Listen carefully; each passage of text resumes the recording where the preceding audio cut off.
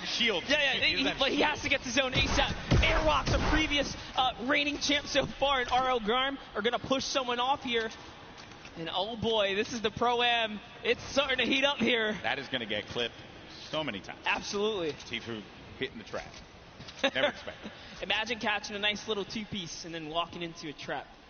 That was perfect. There goes your summer block party winners, Airwalks and RL Grime, sitting on top of their, I want to say, hodgepodge constructed tower here. Then Tfue, right next to Allier. Boy, does he have a video for you. Tfue has not popped these double campfires. Oh, actually just keeping it going. That shot from Tfue, clinical. Combat shotty, that thing's going to tag you from sometimes it feels like a mile away. This player's going to be behind this tree here, and Tfue sees it. Oh my. Easy pickings for the veteran. The tree goes down, no more protection for him, but the shadow bomb is going to be used. You see that player flipping away on out of there, doing all the flippy stuff. Actually love it as well. He sent Nav in because Nav had the materials and the health advantage there to kind of lead the way, but now they're both in a desperate situation. Tfue forced to just get to farming here. He's going to try and get what he can off the bunker. Ninja still in the same spot just outside the volcano vents. No reason for him to leave when he's hitting the shots the way that he has been with the infantry rifle. Your 2018 Fortnite Pro-Am champion. Marshmallow going in for the shot there. Player's going to be picked off from the sky. That's going to be Sinnoh, who gets moveset. Oh man, that's rough. Sinnoh makes it to endgame with O-King. Like I said, they're going to be a troublesome duo. There's still tons of excellent players left in the game here. See Whitlari down below. He's closely nearby. Uh-oh, Ninja's actually super hurt now. I think he just received the snipe. Yeah, so Ninja's going to be in a rough spot, but we actually did catch one of his other shots earlier on.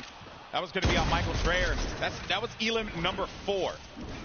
Now, though, Ninja getting back to a fighting position, but he's going to get hit again. This is rough for Ninja. Doesn't have a campfire. Saw Myth there. Saw Nick Merckx. A lot of good players. Competitive players nearby, that's right. Cloak is still going to be in this match. Marksman still in the game as well. Airwalks, as we had mentioned earlier, Wildcat there. Everyone gathered together here, right in between Dusty Divot and Mega Mall. Nick Merckx only with 1 elimination. When you get down to 15th place, that's when the placement points start to go through. There you see it right there, the format, how it works. Every elimination that these duos get is going to earn them 1 point, but when we hit 15th place, that's when you're going to start getting those placement points. And look right there, Myth just ended Ninja up above in the battle, and Marshmallow's off to fend for himself as he impulsed out of the battle. And it looks like has to make a big decision here. Yep, he says, you know what, I'm going to get to zone, and it's time to leave Ninja's card behind. There's nothing he can do but play for placement at this point, so he goes straight for the high ground. Marshmallow does manage to get up top there, and some great quick building is going to keep him safe for the time being. He can't get his card, and bear in mind, I mean, look at the circle. We're hitting into that half in, half out circle. Movement's going to start to happen here. Players are going to have to start thinking about those pushes, the rotations, and also who is going to be gatekeeping, preventing these solo players perhaps from getting in. Here's Sinnoh, 6 eliminations. That is a ton of elimination. Elims matter for points, guys, just as much as placement does. For every single person that gets taken out here, Sinnoh is 1 step closer to grabbing a nice lead. There's a great shot there. Someone's pushing up. Oh, it's his teammate. Okay, we'll disengage right there. All right, time to refocus. Oh, he's looking in the distance here. He sees Cody Walker, Yoshi, a new cough right there. Yoshi pops something. Looks like he had an impulse. He gets to the zone there. Cody Walker also goes down to Sinnoh. Edukov gets knocked as well. Who's that? It's going to be another. Sinnoh's placement is so good here. Mr. Fresh Asian. That's 8 eliminations for Sinnoh. They're going to be at 21, and I think I just saw it there that Marshmallow eliminated Dr. Lupo. Wow. We have a replay of it. There you go, Lupo. Don't say I didn't love you. Oh, he clotheslined him, baby. Hit him with a running lariat. Dr. Lupo, you ain't nothing to Marshmallow. Love it. Way to go, Marshmallow. Keeping the dream alive for him and his duo. So good, even Lupo's with give no you so health. Crap for that, by the way. Even I'm okay with no it, health, he's still in it, though. One shot girl poised right above him. Sinnoh could very well take this. He's got this ultimate high ground here with O-King. They're playing this one like it's a qualifier lobby, man. They got that high ground. They're raining down the shots. 9 eliminations for Sinnoh. O-King providing the support, and they're just going to continue to tarp with the floor, with the pyramid, so that they can own this high ground presence. Any players are going to be flying in the sky, they're going to punish them with their ARs and the combat shotties if need be. You're going to need an aerial license or something like that. They're not going to let anyone fly for free here. No, they're not. Flake's power gets taken out to the zone, but just enough damage from O-King is going to allow him to secure that one here, as everyone is off against the storm, trying their best to get to the next spot here.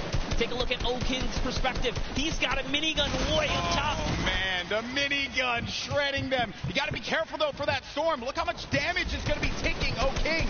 Someone's actually above him, I believe. Look, he tried to break that right there. Yeah, it is. It's Myth and Cloak are going to be engaging in this fight.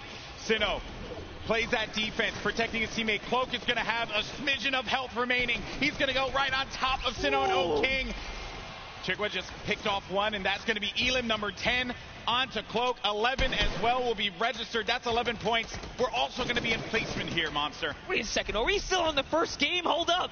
It's going down here. Courage is still going to be in this one, as well as Myth. Look at the play field, and look who is left. Wildcat alongside with JT Brown. You're going to have Jelty there as well. iFaris, Myth, he's taking a lot of damage outside of the storm, and Myth is going to be out of it. But Courage is still in the game, folks.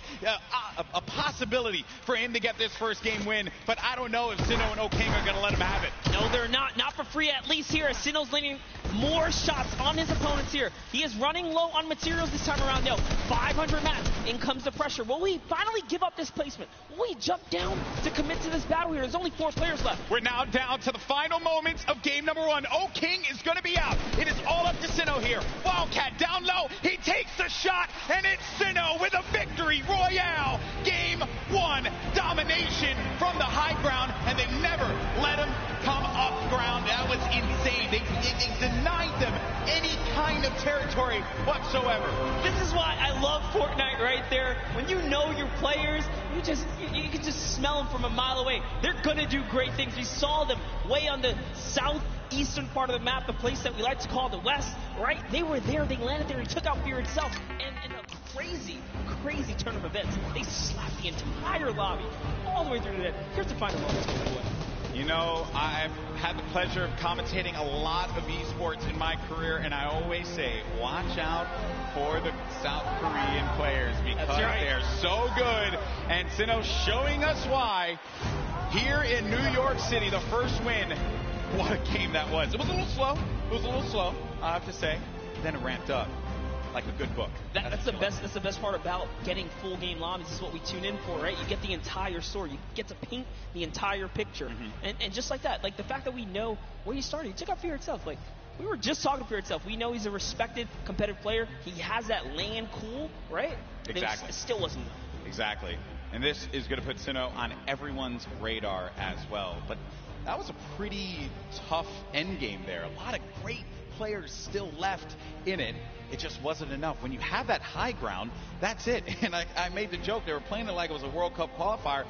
Yeah, I mean, you get that high ground, you deny them any kind of presence to be able to build up to the top. It was very close. That Myth and Cloak could have pushed Sinnoh off. And had they done that, I think we'd be looking at a different winner in game 1.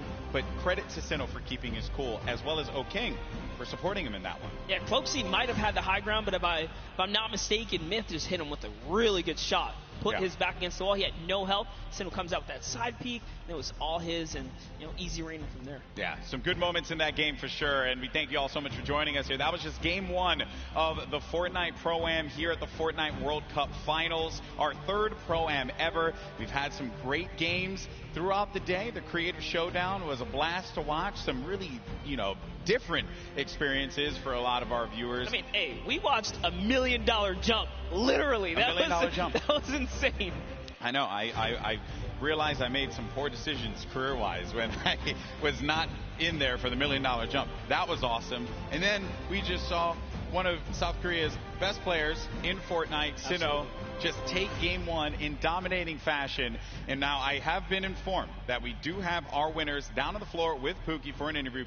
Pookie, over to you.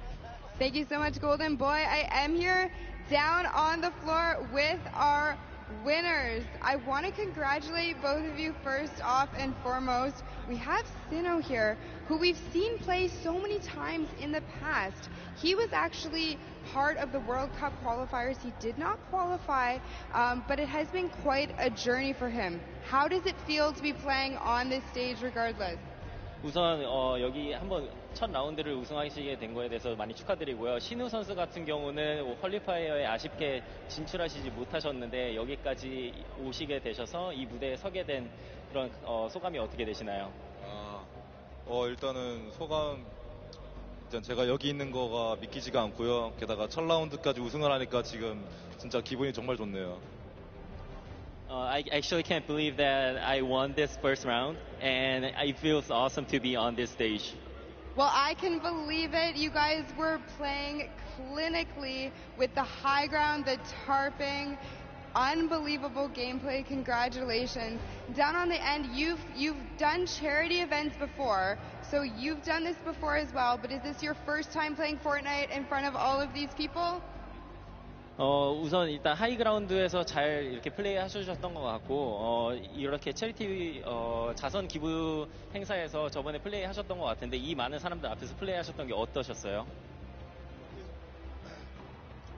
일단 굉장한 영광이고, 이렇게 또 좋은 행사에서 좋은 사람들과 좋은 성적을 거둘 수 있을 것 같아서, 미리 김치국은 아니지만, 좀 다음 라운드에서부터도 더 좋은 성적 내가지고 처음에 들어올 때 우리 아는 사람들 거의 없었거든요. 한 명도 없었어요. 요 대회 끝날 때 저희를 모르는 사람이 한 명도 없게끔 만들도록 하겠습니다. 마지막 말만 하면 될 거예요. 너무 영광이고. It was such an honor to be participating in this tournament, and there are a lot of good players and good purpose of this charity tournament. And after this is done, before the tournament began, nobody actually know us, the duo. But after this tournament, I hope that everyone here knows who we are. Perfect. Thank you guys so much. Congratulations again to both of you. I hope to see you win a few more games. But what we're going to do now is we're going to throw it over to Sundown, who's going to break down some of the gameplay. Sundown? Thank you so much, Pookie. I'm standing by here with Nick Merckx and Mario now. First, I got to say, Mario, what is it like competing on this stage, playing Fortnite, compared to playing in the NBA and competing against some of the best athletes in the world? I mean, these players are here the best of the best, and in NBA, of course, it's like the best of the best players in the world.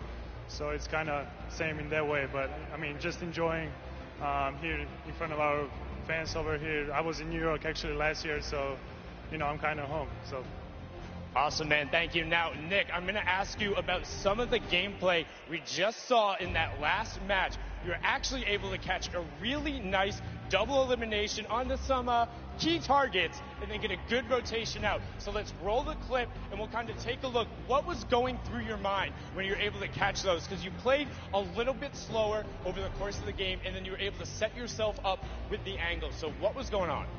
Just trying to get on the strong end of the circle, using the impulse grenades. We both used them at the same time to get on the strong end.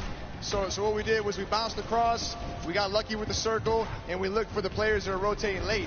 And we got lucky, man. We had a couple players rotating way too late, and we just tagged them up. They were easy kills, Very well done there. And also, I just want to give you a shout out. The grow up from you. We go way back, competed in the Gears of War stage. He actually was the one who knocked me out at my very first tournament ever. So being on this stage, Nick, what's it like, man? What's that journey been like for you? We've been here for a minute, man. I mean, it's really cool to see a lot of our same friends working for Epic and setting all of this up and being a part of this and being in the industry.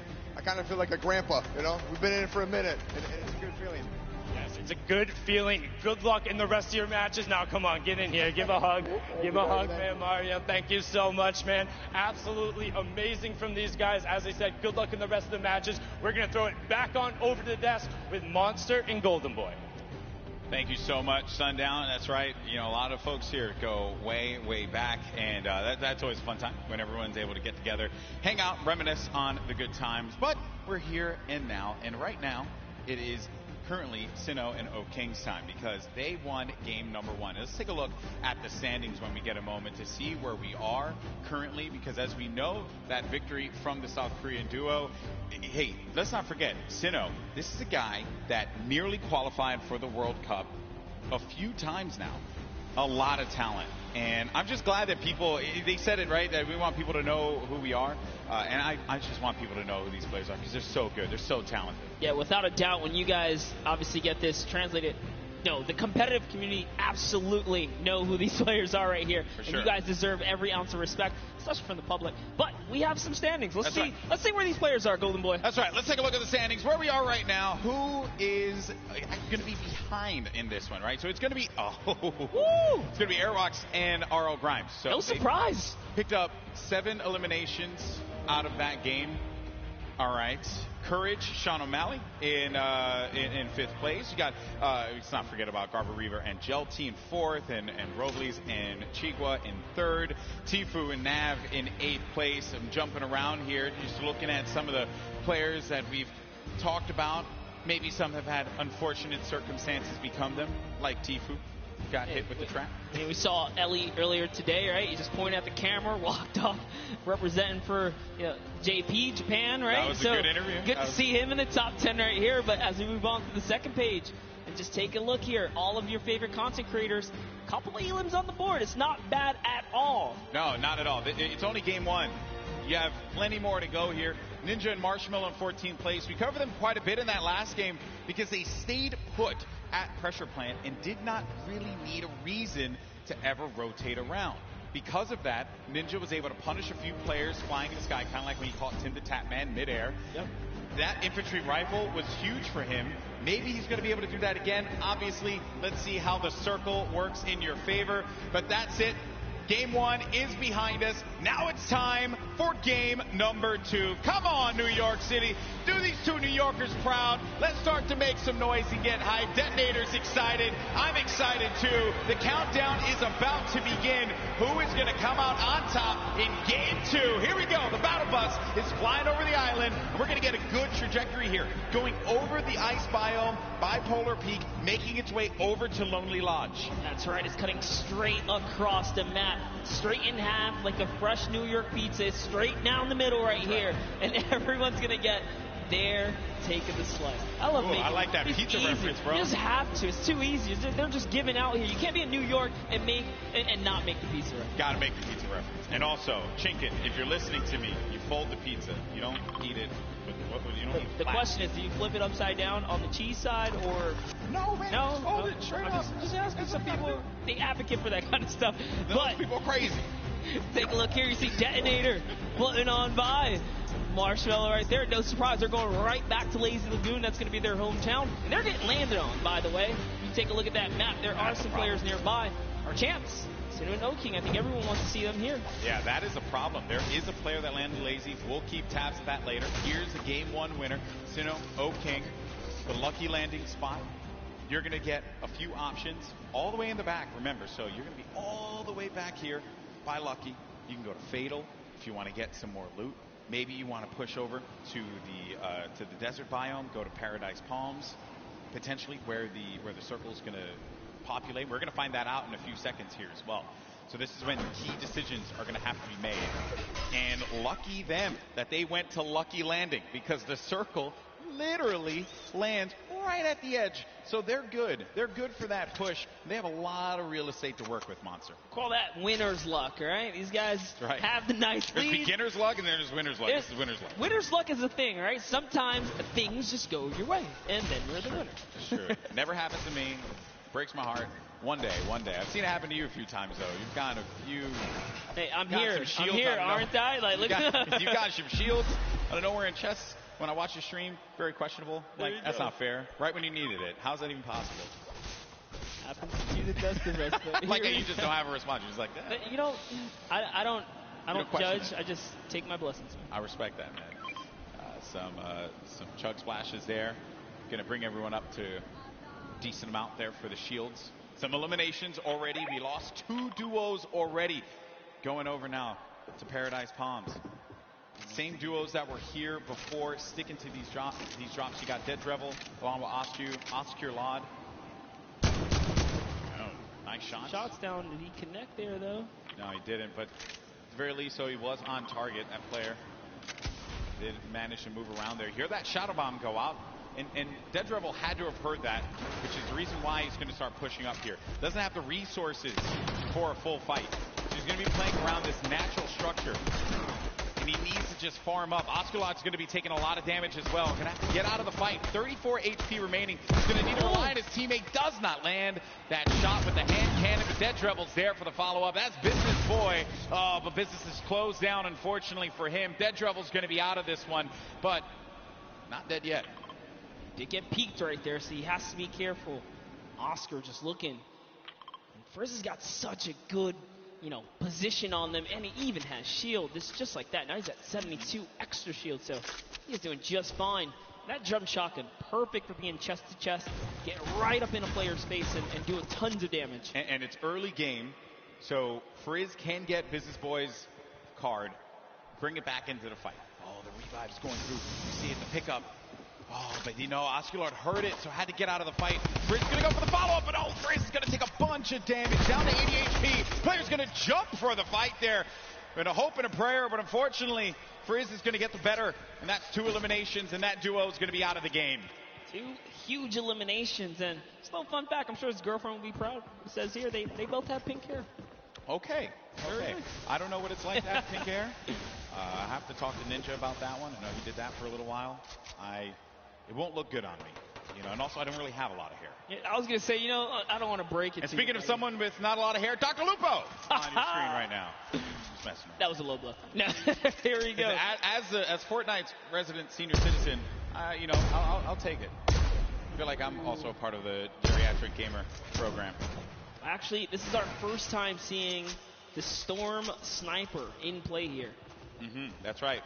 Just came out the other day, and it is, I think that players probably want to go with something. Okay, Dr. Lupo isn't actually the oldest caster for Fortnite. That's Grandpa Golden Boy. Really, guys? Really you had to do me dirty like that? Fun fact, in my hometown? Exposed. In my hometown, of all places? It's all right, though. I still love you guys. It hurts a little bit, just stings. Stings the nostrils, just a little bit. Dr. Lupo. I banded it. Yeah, thanks, bud. He's going for the birthday cakes as well. Another thing that had actually just come out, celebrate Fortnite's 2-year birthday. We've been playing this game for a little while. Use that hashtag Fortnite World Cup. Share with us how you're going to be enjoying the event, whose stream you're going to be looking at when you go to Fortnite.com/watch. We want to hear from you. Make sure you're talking about it. Also, you're going to get that fancy little picture on the side when you use that hashtag Fortnite World Cup. Just Fortnite World Cup.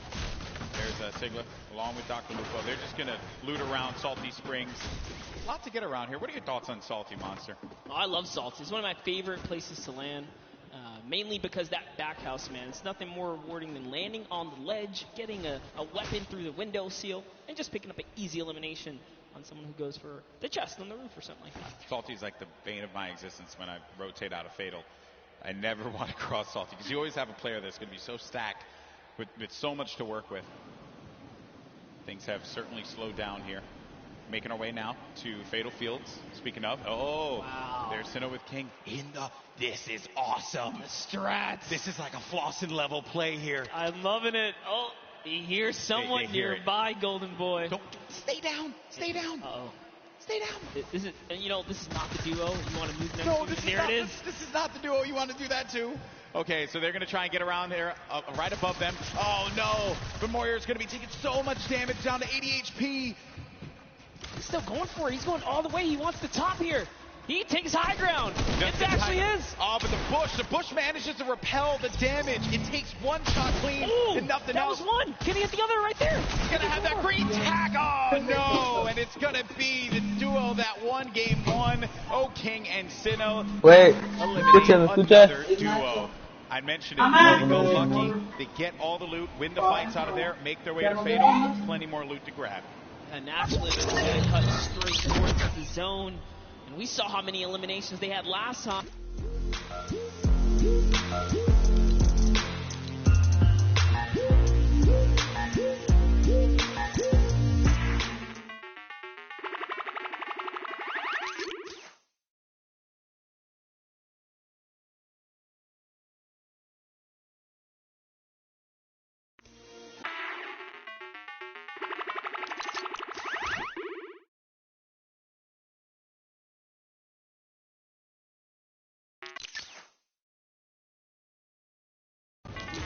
favoring Sinnoh and O King. We could see back-to-back winner here, Monster. With the way that that circle lands. It's right over Salty and Fatal Field. So that favors Dr. Lupo and Sinnoh. Oh no, but Graham Rogers goes in for the fight. Faris has got to pick up his teammate here. He's got to have his back. Jacob gets it. Boogie Bomb goes out but doesn't connect. Probably trying to overtake that wall there. Jacob, wisely enough, is going to get out of that fight. That player's going to be down. The Stinks forcing anyone that will hang around. Needs to confirm that elimination. There you go. That's going to be a ton of loot for Jacob to get, but Faris is looking at him right above him on top of the rooftop.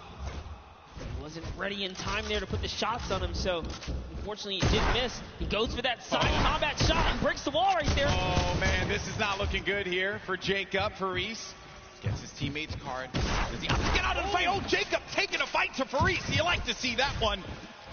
Go for the fight, but look at the storm. It's starting to push in. Some decisions need to be made here. This fight is going to happen right by that storm. Popping that early med kit, he knows. He's got a few seconds to work with. He's actually lucky. The zone isn't quite pressuring yet, so he figures, hey, you know what? I'm going to use this opportunity to heal right back up, and now the advantage is all his again. Slight lead here. He's looking for him. Finds right in front of him. Oh, man. You just don't expect that. You're hearing all this movement around you. You don't know where the attack is going to come through. And they're just dodging and dipping around one another. Such an intense battle, and Faris still has minis left. That might have been his last heal there. Oh, the Jacob quad. decides, you know what? It's time to back up. Take the trusty quad. Get out of there. Long. Yeah, no reason for you to push that fight. You have your teammate's card. Then we go on forward. You got Slogoman, who just got beamed. Beamed. Marshmallow with the snipe? Marshmallow. Okay. I respect that. Marshmallow's been surprising me. Are we sure? Are we sure that that's Marshmallow underneath the mask? I'm just messing around. I'm just messing around. I was going to say, he puts in a ton of work in this game. Look at this shot here for Marshmallow. Boom! Nailed him. Marshmallow, man. What a beast. Marshmallow here to make the highlights, all right? Don't sleep on it. They're going for a two-time championship. I get it. Absolutely. When we saw them, they were in 14th place, mainly because you didn't quite get enough placement points. The eliminations were there. They were right in 14th, so with the way they're racking up more elims, that's going to be, again, just securing a more comfortable lead. If you can get in that cadence of just getting points consistently, you'll find yourself in the late game. Mr. Fresh Asian, we saw in the feed, he actually took out Cody Walker as well. 3 eliminations for Mr. Fresh Asian. He's got that golden combat shoddy. Such a powerful weapon. You hear the movement around here. Some nades as well. He doesn't know any of this. This is a scary box to be in when you don't own anything. It's One Shot Girl and Chandler Riggs, who's just nearby. Another great Slayer, duo. and the Slayer 360, I believe, is in a bush. Not too far either. That's the Golden Boy strat right there. Hide in the bush. Don't do anything for the entire game. Trust me, it works like 60% of the time. It works every time. Every time, 60% of the time. You know the math, guys. Don't count it. You don't have to question me. So Chandler Riggs and One Shot Girl, they're going to play this more defensive posture, this positioning here. They have no eliminations right now, and we're at 35 duels remaining. So it's going to take a while for those placements to go through. And then One Shot Girl just gets obliterated. Her health is gone. Now down to 5 HP. Chandler Riggs playing around the corner, trying to utilize a little bit of that right-hand advantage, but it is not coming to fruition there. Mr. Fresh Asian is going in for the push now, and this isn't looking good for this duo, Monster. Our heroes could fall right here, right now, as Mr. Fresh Asian is looking to get 5 eliminations on the board, gets ownership of the wall, and what a shot there from Mr. Fresh Asian. That's elim number 4. That was so filthy. Took the wall just like that. An instant edit. No mistakes made. The Slayer 360, he's finally given up his bush. He's actually now exposed himself. Sometimes you got to abandon the bush. It's okay. He's got to give it up. He did take his opportunity to try and pop some shots. Mr. Asian did look over in that distance. He knows there's someone there. Now it's Marshmallow and Ninja rotating across here, as they're going to find themselves right outside the box here. Of course, if you're not familiar with Mr. Fresh Asian, he is top 100 most subscribed Australian YouTube channels. It's actually one of the fastest growing YouTube channels in Australia. So certainly check him out. I'm sure you're going to find some fun content there. There's Ninja and Marshmallow who have 2 eliminations for them. Marshmallow's been playing great. A very different Marshmallow from what we saw at the 2018 Fortnite Pro-Am. I think he's obviously put that time in, and it is paying off. It's paying off big time. Yeah, would have known Marshmallow would continue his grind after the years here, but Sean, hey man, Fortnite, he's passionate about Fortnite. Still part of the regiment. There's Myth. 7 eliminations, Golden Boy. What? I didn't even look over there. What's going on with him today? He's on something. He's out here to prove a point. Myth wants to pick up a win. How huge would that be for him? Seen him so many times in so many competitions. Also another player that tried for that Fortnite World Cup online qualifier. Came close a few times. Lots of talent there.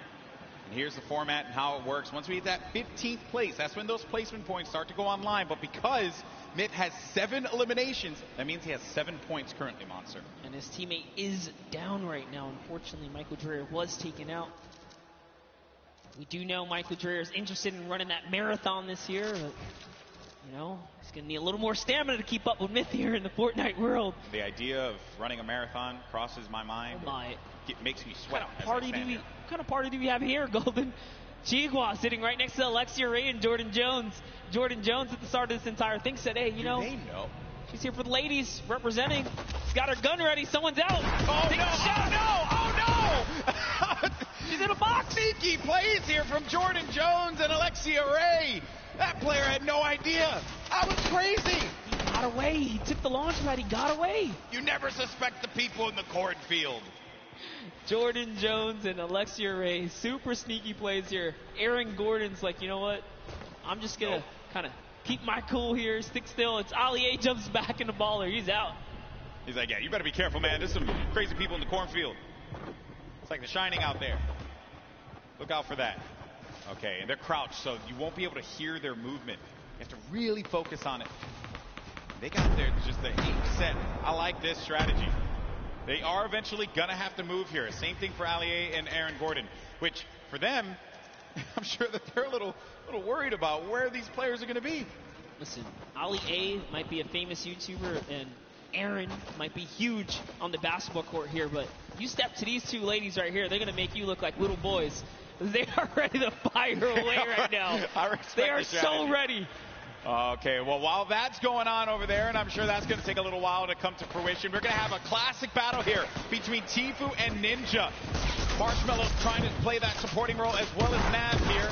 Marshmallow taking a bunch of damage, and he's got to get to his teammate. Nav is boxing around there, and Marshmallow's going to try and go toe-to-toe here against Tfue, but Marshmallow gets picked off. That seemed like it was coming off from the distance there, and Ninja has to get out of that fight. There's just no reason for him to continue to engage in it, considering that they were getting third-party from afar. I think the shots came from Udakov and Flake's power over on top of that tower and punished Marshmallow when he exposed himself when he jumped on top of that ramp. Tfue really showing why he's a World Cup qualifier. This is still happening, by the way. Oh, yeah. They're ready. Looks like Mario's left to save Nick Merckx here. He's going for the revive. Aiden's going to go in for the fight, though. Mario's got to be prepared for this. And Nick Merckx trying to direct traffic. He's got a few seconds here to pick him up. Aiden right outside. He's trying to pummel his way in through the doorway. Mario, again, setting up the defense, helping him out. Aiden, very weak. Came second place at the Summer Block Party, Monster. That's right. Can the Trailblazer, professional basketball player, Mario, fend off Aiden, ghost Aiden right here, right now to save Nick Merckx. And he's going to be hacking around each wall here. He always does it. And he gets ownership of the wall. You never want to go toe-to-toe with Aiden in the box, baby. He's going to punish you every time. Such a clean wall-taking transition. Always using the same rhythm. Hits the left wall, hits the right wall, doubles back, takes the wall, makes the quick edit, and it's his to go here.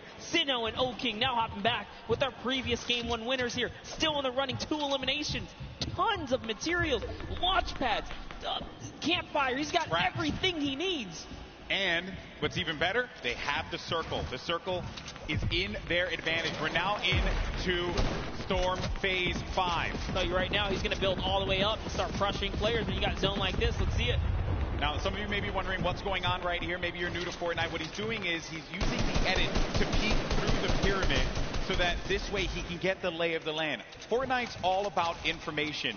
What can you get out of players rotating? Who can you punish? If they're going to be out in the field exposed, that can give you some more eliminations. More eliminations means more points. Kind of like what Sinnoh's seeing right here. This guy walking around by himself, and he knows that players are going to be above too because he's hearing the shots that are happening above him. That's going to be Jelty and Garbarever over there as well. I like that. Here comes an artillery strike right on Mip's head. He is in the fray here. But Mip also tons of mobility here. He's got the minis. There you go. He knows he's on camera. What's up, Mip? Yeah. There you go. Okay, so use the launch pad to get out, but he's in the sky, and those players are going to be hanging around him. He could get picked off. Dr. Lupo in the storm, but Dr. Lupo, no, unfortunately for him. Overstood his welcome in the storm right there. It does manage to take him off. He secured the point before he was taken out there, but back to Myth. Myth's got 8 eliminations. He's so close to some placement here. Remember, they just have to get top 15 with the duo. There's only 20 duos remaining in the lobby here. The way this format works, it's similar to your other competitive formats that we've had over the weeks of qualifiers. Every elimination's a point. Oh, a lot of great players are still going to be in this fight here. Monster Airwalks is in the fight. Grime as well. Symphony, Tim the Tatman. Got Marksman, Cloak, Aiden. He was taking a bunch of damage. He's going to go down from his teammate, Sean, who takes him out. Wow. Gets Nick a 30. Symphony finds Ellie. And here's Sinnoh, game 1 winner, still living his best life. Picking the fights that he needs to take. King gets an elimination as well. That's going to be 3 points for this duo. And he's letting these guys above him deal with him. Ninja having to take so many shots and play defense. He's running out of materials quickly. When those shots are coming through, you'll be shocked how quickly you're going to lose out on the wood, the metal, the brick. Yeah, it really was a nightmare scenario for a second there. Forced to drop the campfire prematurely and go into the surges here. But they didn't forget about him. As soon as he picks, he gets lasered down, and all of his health is now gone. And Tfue, perched up right here, is going to catch Sinnoh straight out the sky. That is huge, Monster. He gets Sinnoh, the game 1 winner. That was the pacemaker for the game 2.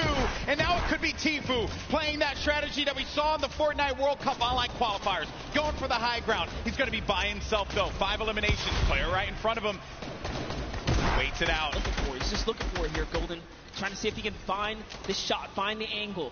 This is what Tfue's known for, playing for those early high ground position. Holds here, and he's not afraid to go for it. There it is. Chucks his way all the way across. Takes the shot. Wow, this guy as well. And look, he's just going to 90 on up.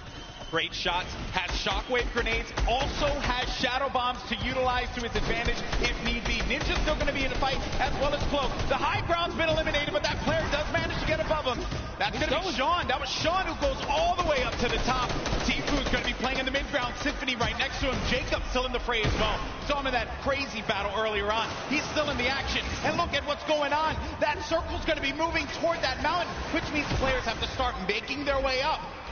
You are seeing a truly competitive battle right here between Tfue and Sean, who is trying his hardest to take him off the high ground. But Tfue is now landing on Airwalks, another World Cup qualifier, and he is going for this high ground, truly machoing up with the impulses. He wants it. He's going all the way. Look, he just built it back up. That's Tfue's high ground, and no one else is going to take it unless it gets shot down. But he does stabilize there. Airwalks is looking to punish Tfue, and he does get above him there. There you see, right at the top. And then Myth is going to snake on out and just get to that side of the circle. Tfue taking damage. He has to be careful. He's in that shadow bomb state, so he can't build, but he needs to be quick with it, and he does manage to stabilize for the time being. Ninja's going to be in a world of hurt as well. Look at his HP.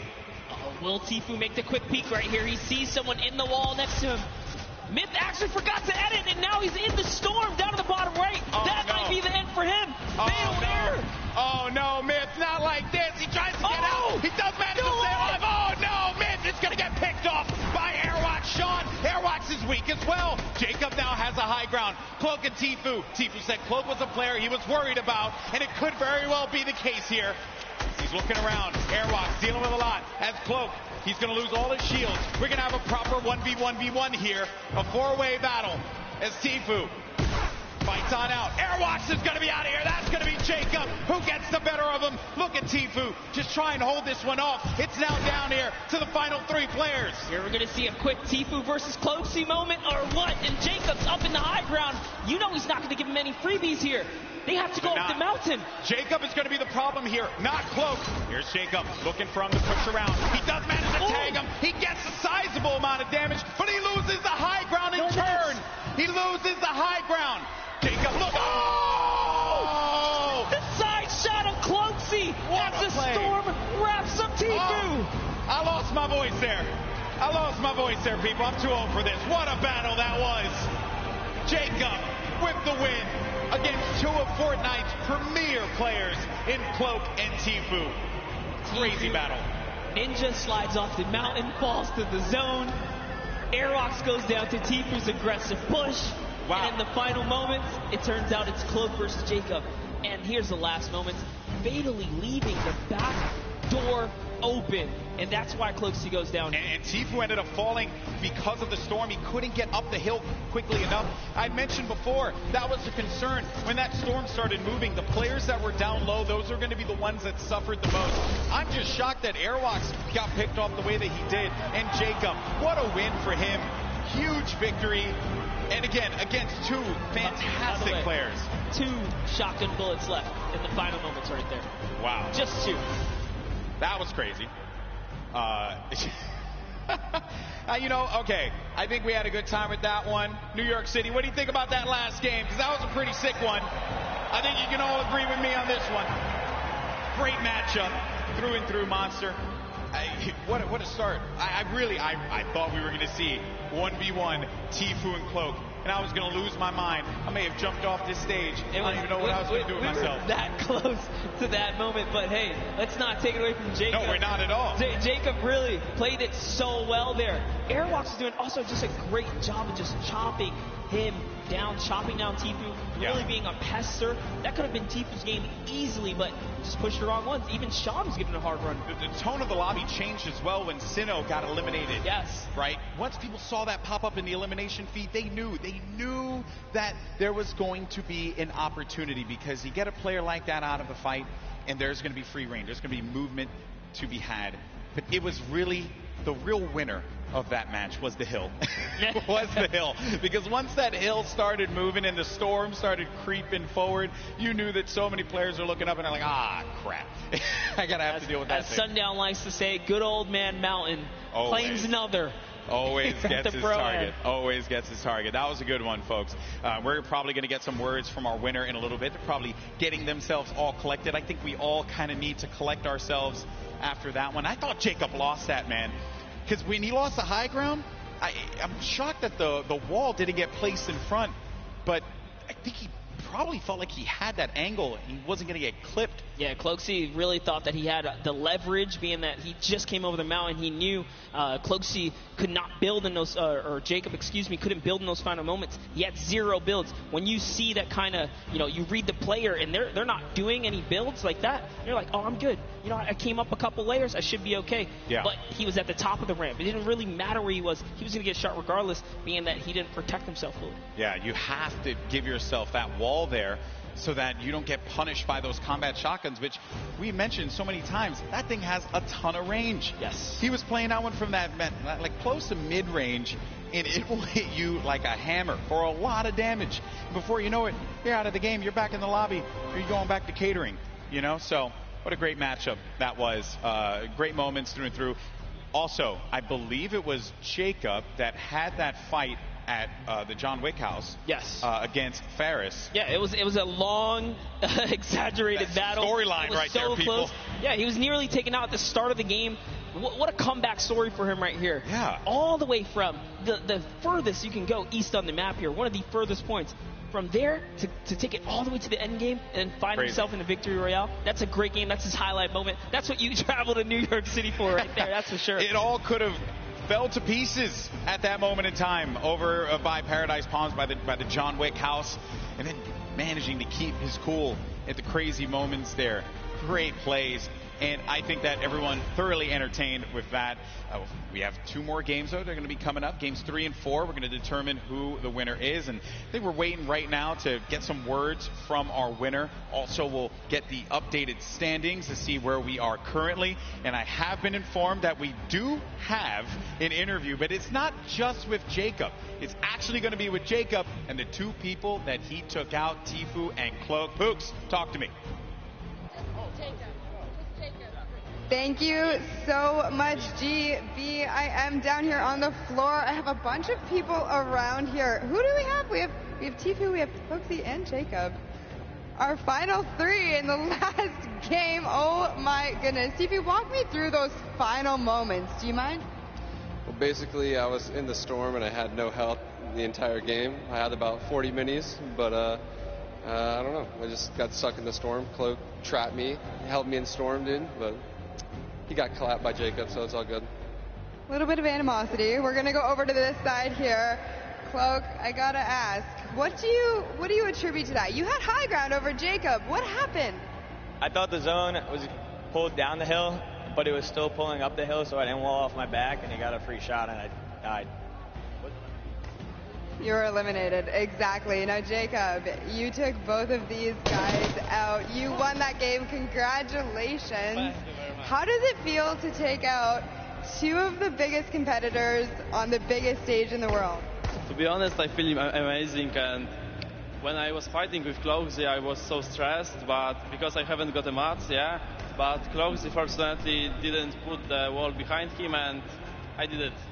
So you capitalized on Cloaksy's indiscretion there. But you know what? They're all friends. We can all get a handshake around here. We'll work on that. But thank you guys so much. Best of luck in your next games. Golden Boy, what do you think of these guys?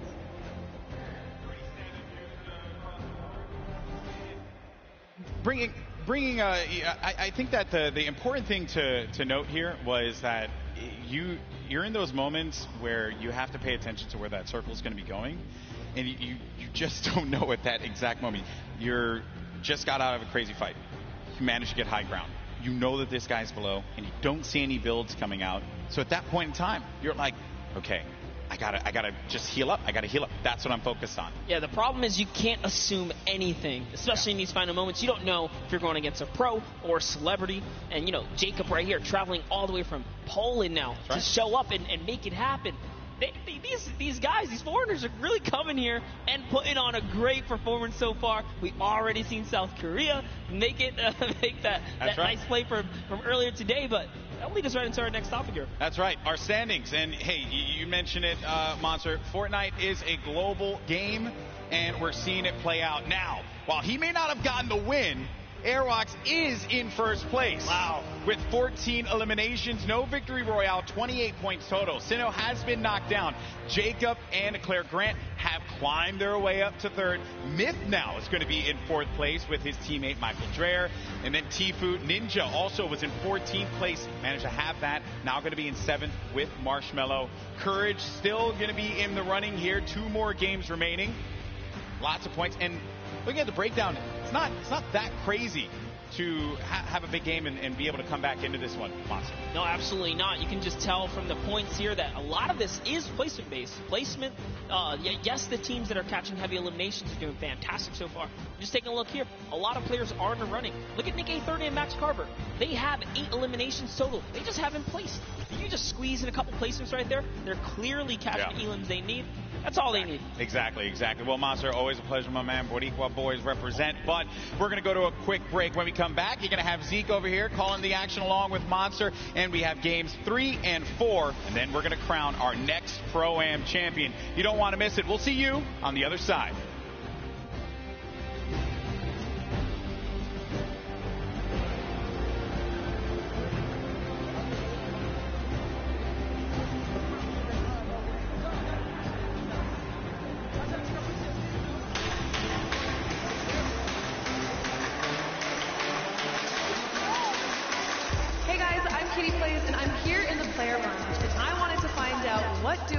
Targeted the most today. I think it's going to be Ninja, Marshmallow, and Tfue and Nav, but let's find out for ourselves. Which Which duo are you going to be targeting on the field today? Jordan Fisher likes to smack talk. Jordan, I'm coming for you. Last time Tfue took me down, so I think I'm going to try and take revenge on him.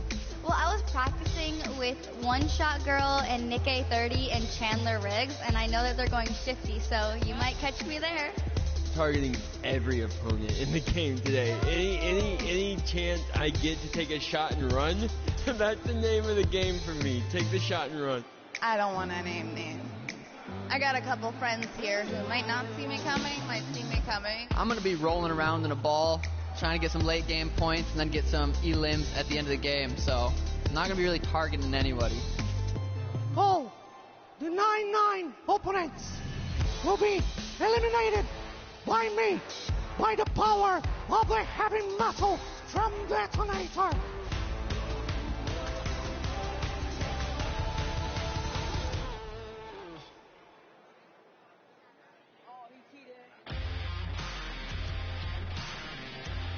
Hello, Fortnite fam. My name is PookieFace_. I've snuck up to the caster's deck to find out what being a Fortnite World Cup caster is all about. And to outline that a little bit for me, I have my friends here, Monster D-Face and Shio. So why don't you tell me a little bit about what goes in, what the process is for being a Fortnite World Cup caster?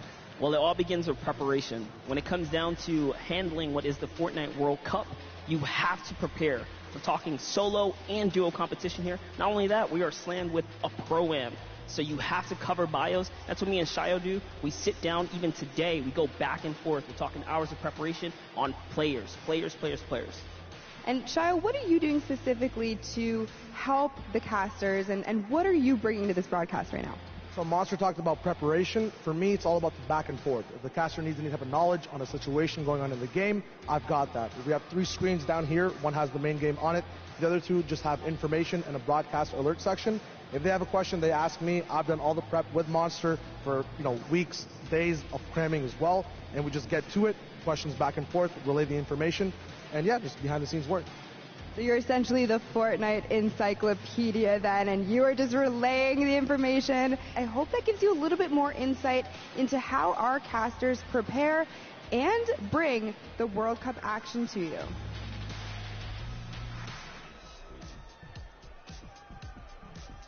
Hey, I'm Cease. And I'm Elevate. We're professional Fortnite players for 100 Thieves, and we're excited to play in the Fortnite World Cup.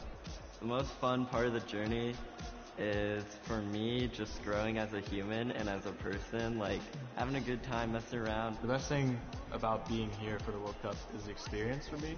Like leading up to it, all the experience that I've gained, I can't have thought of something better to have been doing. Like, this has been the greatest opportunity for me. If you're trying to get better at Fortnite, just play non-stop. Find someone that you can stick with. I know everything about this guy, he knows everything about me, so I think that's what's going to carry us in the World Cup. If you're trying to get better just at this game, a lot of things are just like, no, you're not the best player out there, and no, you're not perfect at any one thing. The game's always adapting, it's still really new. Just knowing that there's always someone better than you and that you can always be better is very important. I think for duos, we're most definitely worried about Arkham and Falconer. They're one of the best on the West. Oh. I don't know if I can hold it. Oh, yeah. There's no way it's this heavy. Let it on me. Oh my god. Wait, I got this. Why? Let go. I got it. I'm so strong. One angle. Oh my. Why did they make it this heavy? Shouldn't you know we're all like scrawny little gamer boys? I'm going for it. Oh. Yeah, if I win, I'll definitely buy myself a Lambo, and then maybe my brother a Lambo, and then maybe my sister a Lambo, and then maybe my grandparents a Lambo. Well, if you're overweight. Maybe my father a Lambo. This is Cease, and the world's cutest e-athlete. Make sure you root us on the Fortnite World Cup. I'll see you guys later.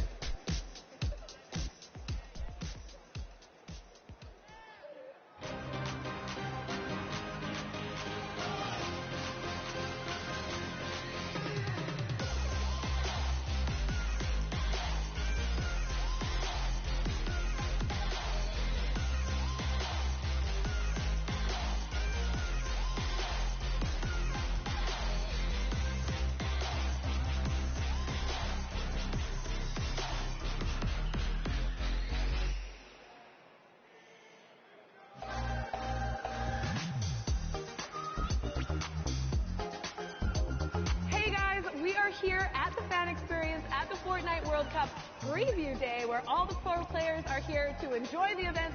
Cookie, what are you excited by? I've seen zip lines, I've seen mini golf, I've seen Nerf guns, Kitty. Also saw ballers. I can't wait to get into it. Let's go!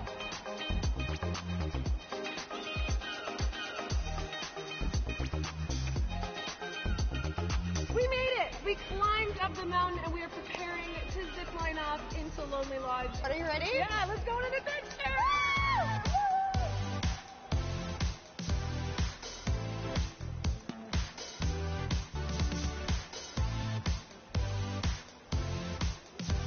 Kitty, we made it over to the mini putt course. Woo! Nailed it! Hole in one.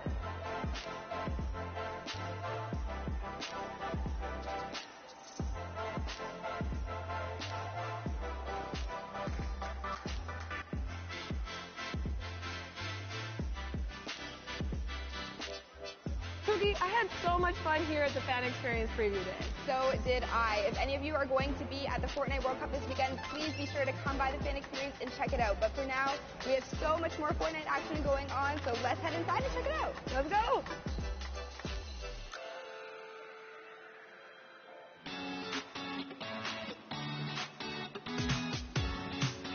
Hey guys, it's Kitty Plays, and I'm in the player lounge, and I want to know who everyone's favorite skin is and why.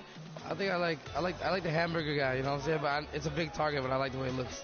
I'd say my favorite skin is probably the default still. I literally just randomize it. The blow up dude, he's got the inflatable guy. The surfer dude, because I've been getting more eliminations with him. My favorite's default, because I'm a default. The bright bomber. It's so OG for me. And Me. The Rook skin, because it looks like me. Yeah, I just kind of want to like look cool and appear intimidating because at 5'4" in real life, I don't scare a lot of people. Lynx, because I like cat. Yeah. That's my favorite too.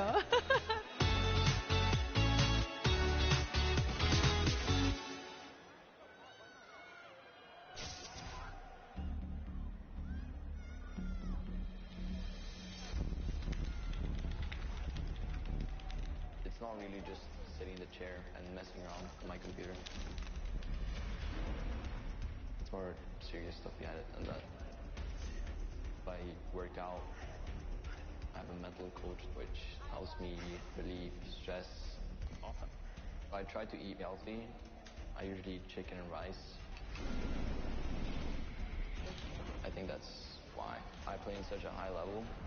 He is so innovative. So this is what I was talking about. My name is Martin Foss Anderson. I'm 14 years old, and I am Mr. Savage. Let's go, boys.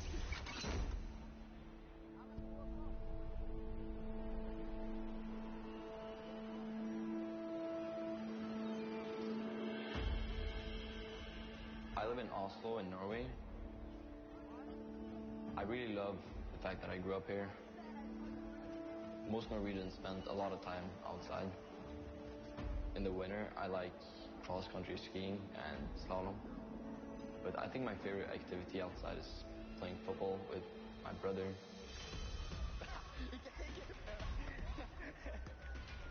He's 17 years old, and his name is Michael.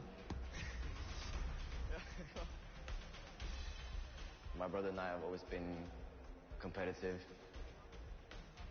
We'll always hang out together, play a game of chess, playing ping pong, and it's always fun. Oh, let's go. Wow.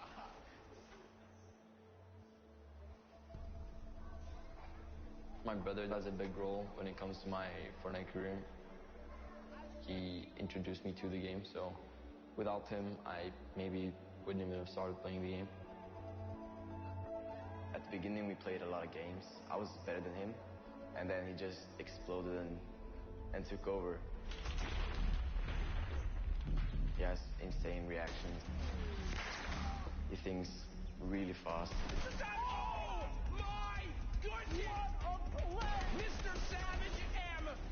My creativity gives me a couple of advantages. A grenade launcher. He's using it perfectly. You gotta place your structures quick. You gotta be fast, especially in the late games of the match. The best shadow bomb use I've ever seen. Rising to the top of the mountain. Oh my God!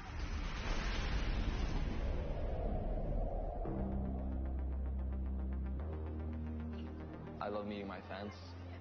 They're super nice. The fact that I'm probably gonna have over 1 million subscribers by the time I reach 15, it sort of blows my mind. If you picture 1/5 of Norway's population clicking on my subscribe button, that's kind of crazy. He's managed to do something which not many people can do. He's the world's best at the game. I'm really proud of my little brother. Let's go, dude. My greatest passion is playing video games. I'm really fired up for playing in New York. I can't wait to see all my hard work pay off.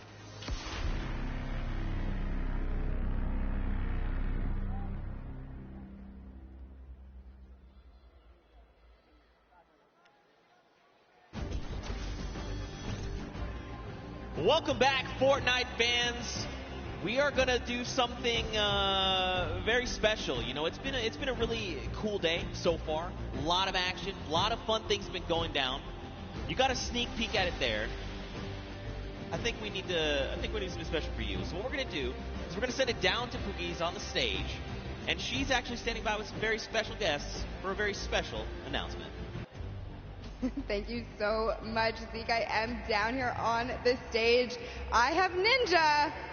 I have Marshmallow here. Guys, make some noise for these two. Put your hands together, please. Now, I just want to take a moment and talk to you guys both about what the Fortnite community means to you. Now, I know you're not going to say anything, Marshmallow, but we're going to have Ninja kind of answer for you. Now, you've been a part of this journey for so long. What has it meant to you? No, it's just been absolutely incredible to be in this position that I'm in, and just to really experience how amazing Fortnite is and how far it's come from season 1, before there even was a season, to last year's Pro-Am, to this year's Pro-Am, to the World Cup. I mean, it's been an incredible journey, and I think it's just getting started. So, but I love this community. I love it. We love it too. So, you know, we love to give back to the community. We love to give you guys surprises and tidbits. Marshmallow, you have a secret surprise. Do Ninja and I have permission to tell everybody here about that for you today? Yeah? Marshmallow is going to be doing a amazing surprise concert on Sunday for you guys. So it's going to be amazing. So the concert is going to be at 1 p.m. Eastern for you guys here, as well for you guys at home. Be sure to check it out. Thank you, both of you, for taking the time to talk with me. Marshmallow, you better go hurry back to your seat. I found a stick. I found a campfire. I have some graham crackers. I just need a marshmallow. So see you guys over there. And Zeke, back to you over the desk. All hands on deck, Marshmallow performing on Sunday. We get to be there, like here in person? Yeah, no, we're going to be here. Bro, I'm going to be the guy at the front. I'm just going to be like, Hey, you got the moves, I got man. started. I was moving I'll leave forward. it up to you for the both of us. All right. Well, there you have it, ladies and gentlemen. If you guys are here, and if you're tuning in from wherever, you get to view Marshmallow in concert from here, from wherever you're viewing it, at 1 p.m. Eastern. You can't miss that. That's going to be insanely hype. This has already been incredible. That's a deal times 10. I mean, also, really quickly, Monster, I like how I left you and Golden Boy here for like 2 games, and you already just, like, what is this, man? What is this? Hey, well, you know, we Just needed keep something the desk clean. The aroma of pancakes, you know, keeps them calm. Wait, can I get those back? Actually, that's such a really good point. Anyway, we'll get to that in just a little bit. You know, guys, we've had an incredible day of action. We've already got 2 Pro-Am games down. We've got 2 left to go. Now let's get you back up to speed, just in case maybe you've forgotten. Maybe you're tuning in for the first time. This is a very classic format: top 15, top 10, top 5. The victory royale are all the placement thresholds, and every single elimination is, of course, that 1 point. Let's not forget, Monster, we are playing for charity. That's right. Yes, we are here. So you want to play for these placements. You've seen up until this point, it's been very intense. Everyone has been giving it their all. We've seen it out there. Shout out to all the regions that have been representing as well, because this leaderboard is looking nice. But here are the prizes they're fighting for. The charity, big first place, $1 million can go to your charity of choice. Of course, we're looking at duos competitions, so they can kind of divvy that out. But everyone here is a winner, Zeke. That's right. And, you know, at the end of the day, that's what this is all about, right? We're playing for fun. We're playing for charity. And, of course, I mean, we've got an insane roster of players from Ninja and Marshmallow, your 2018 Pro-Am champions, to RL Grimes and Airwax. They are your Summer Block Party champions. Also, you're going to see Airwax on tomorrow playing in the duos competition. I mean, we've got people from different walks of life all coming together and putting on Peely outfits, because why wouldn't you, you know? And we saw Max Carver up there for a second. He's had roles in shows like Desperate Housewives, and just a ton of celebrities here kind of showing face, bringing support to Fortnite, but also doing it for a right cause, which it doesn't get any better than that. Take a look at Ashley and Exile. Yeah, they're just killing it. You know, those Cloak, dance moves. Cloak, get off your phone. What are you doing? You're supposed to be dancing. Did you not get the memo? There it is. Give the big wave to Cloak if you're out in the audience. Give him a wave. Yeah. Look, but if you are using your phone, hashtag of Fortnite World Cup, tweet at Cloaksy. Obviously, he'll see it. It's right there. But, you know, show some love. But see, on the other end, you got people like Lachlan, right? Look at that. They're forming a strategy. They're like, look, this is the circle. This is where we're going. And then you've got some people that are just trying to accessorize. You know, do I want a little, which back bling do I want? Which skin do I need to rep while I'm eliminating the entire lobby coming out on top? This is just Fortnite, right? This is kind of where we're at right now. That's right. That's how it is. Tim the Tapman here. This is a powerhouse lineup we had right there for a second. We saw Doc Lupo and Courage all kind of lined up. Good to see all the buddies able to be close by. Oh, yeah, and let's not forget Monster. In case you guys didn't know, it's actually Fortnite's second birthday. That's right, Fortnite is 2 years old. So hop in, play some games. There's some challenges. There's also birthday cake all over the map. Also, in case you didn't play the last time, there's actually these gigantic presents that land on the map randomly, and you can farm them for materials. They've got things inside. Are we still going home Monday and, like, grinding?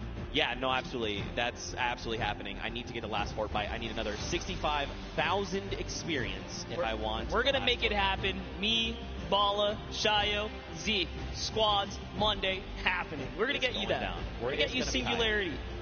I hope so, dude. I hope so. Man, but we're gearing up. The players are, of course, getting ready to board the battle bus. It takes a while to get up 100 people on the same bus, especially when you've got people like Tibu Cloak, Detonator up on deck. Oh, I'm sorry. Whoa, my bad. My bad. I'm sorry. Don't detonate him, all right? Keep calm. He's been doing good so far. Whoa, the ultra zoom right there. You got Marshmallow there in the back. I mean, again, Sean there on the left. So many incredible people. I recognize the pink and blue hair. I can't remember his name. Oh, Ninja. That's right. Oh, that guy. Clearly, yeah, that guy. Clearly a joke. I mean, what an awesome gift. Don't forget as well, we mentioned the Marshmallow concert. That was a big, nice reveal they did. 1 p.m. Eastern. Be here or be in game. You can watch it on Twitch.com, Fortnite.com/watch. So many different avenues to watch. I know Detonator's been stealing the show, but, you know, shout out to Python Bum, a Brazilian YouTuber. Told us that he wanted to play his first Battle Royale. He won his very first match, and then he didn't win for 2 weeks after that. Right, for sure. And, yeah, man, I can't stress that enough. That concert's going to kick off everything, right? The final day of competition. Really looking forward to it. Monster, who do you think? So we've watched 2 games, right? I mean, we've had some incredible games. I think in that first game, Sinu just caught me off guard. He had control over the entire game. Then Jacob in that last game, he went head-to-head with Cloak and Tifu, and he was the one that came out on top. So this feels almost like anyone's game, right? Anyone can come out and win. What have you kind of taken away so far? No, absolutely. We saw in game one, once I saw during the Pro-Am walkout, Sinu and O-King were in the running, I was like, oh snap, we actually have some stacked up teams here. We already saw what Airwalks and RO Grime can do. They haven't won a game, but they are in first place as far as we know the last time we saw the standings. Right. That just shows that consistency. We know these guys are going to continue to be consistent. But, you know, at the same time, you saw Myth pop up at the end there. You saw Nick Merckx and Mario kind of pop up at the end as well. Aiden's still making his points in appearance. So everyone still has a fair shot, especially if you're in the, I'd say, roughly top 15 so far. For sure, for sure. There's only 2 games left. Yeah, for sure, man. I mean, it just takes one incredible pop-off game, right? You just drop like 10 eliminations. You make it even as far as top 5, and you're just going to be back where you need to be, trying to vie for that #1 spot. You know, I think for me, you know, I want to see more Sueño. I'm going to be completely honest. Like, he's part of T1. You know, we've seen him on qualifier long. This guy's insane. I'm just looking forward to even more action. I'm actually curious. Wow, that's so weird. I was actually going to say, is Nick A30 going to show up? Because, whoa, hey. We saw Nick A30 for a while there. I lost. I blinked first. I blinked first. Death stare. Yeah, there you go. I blinked.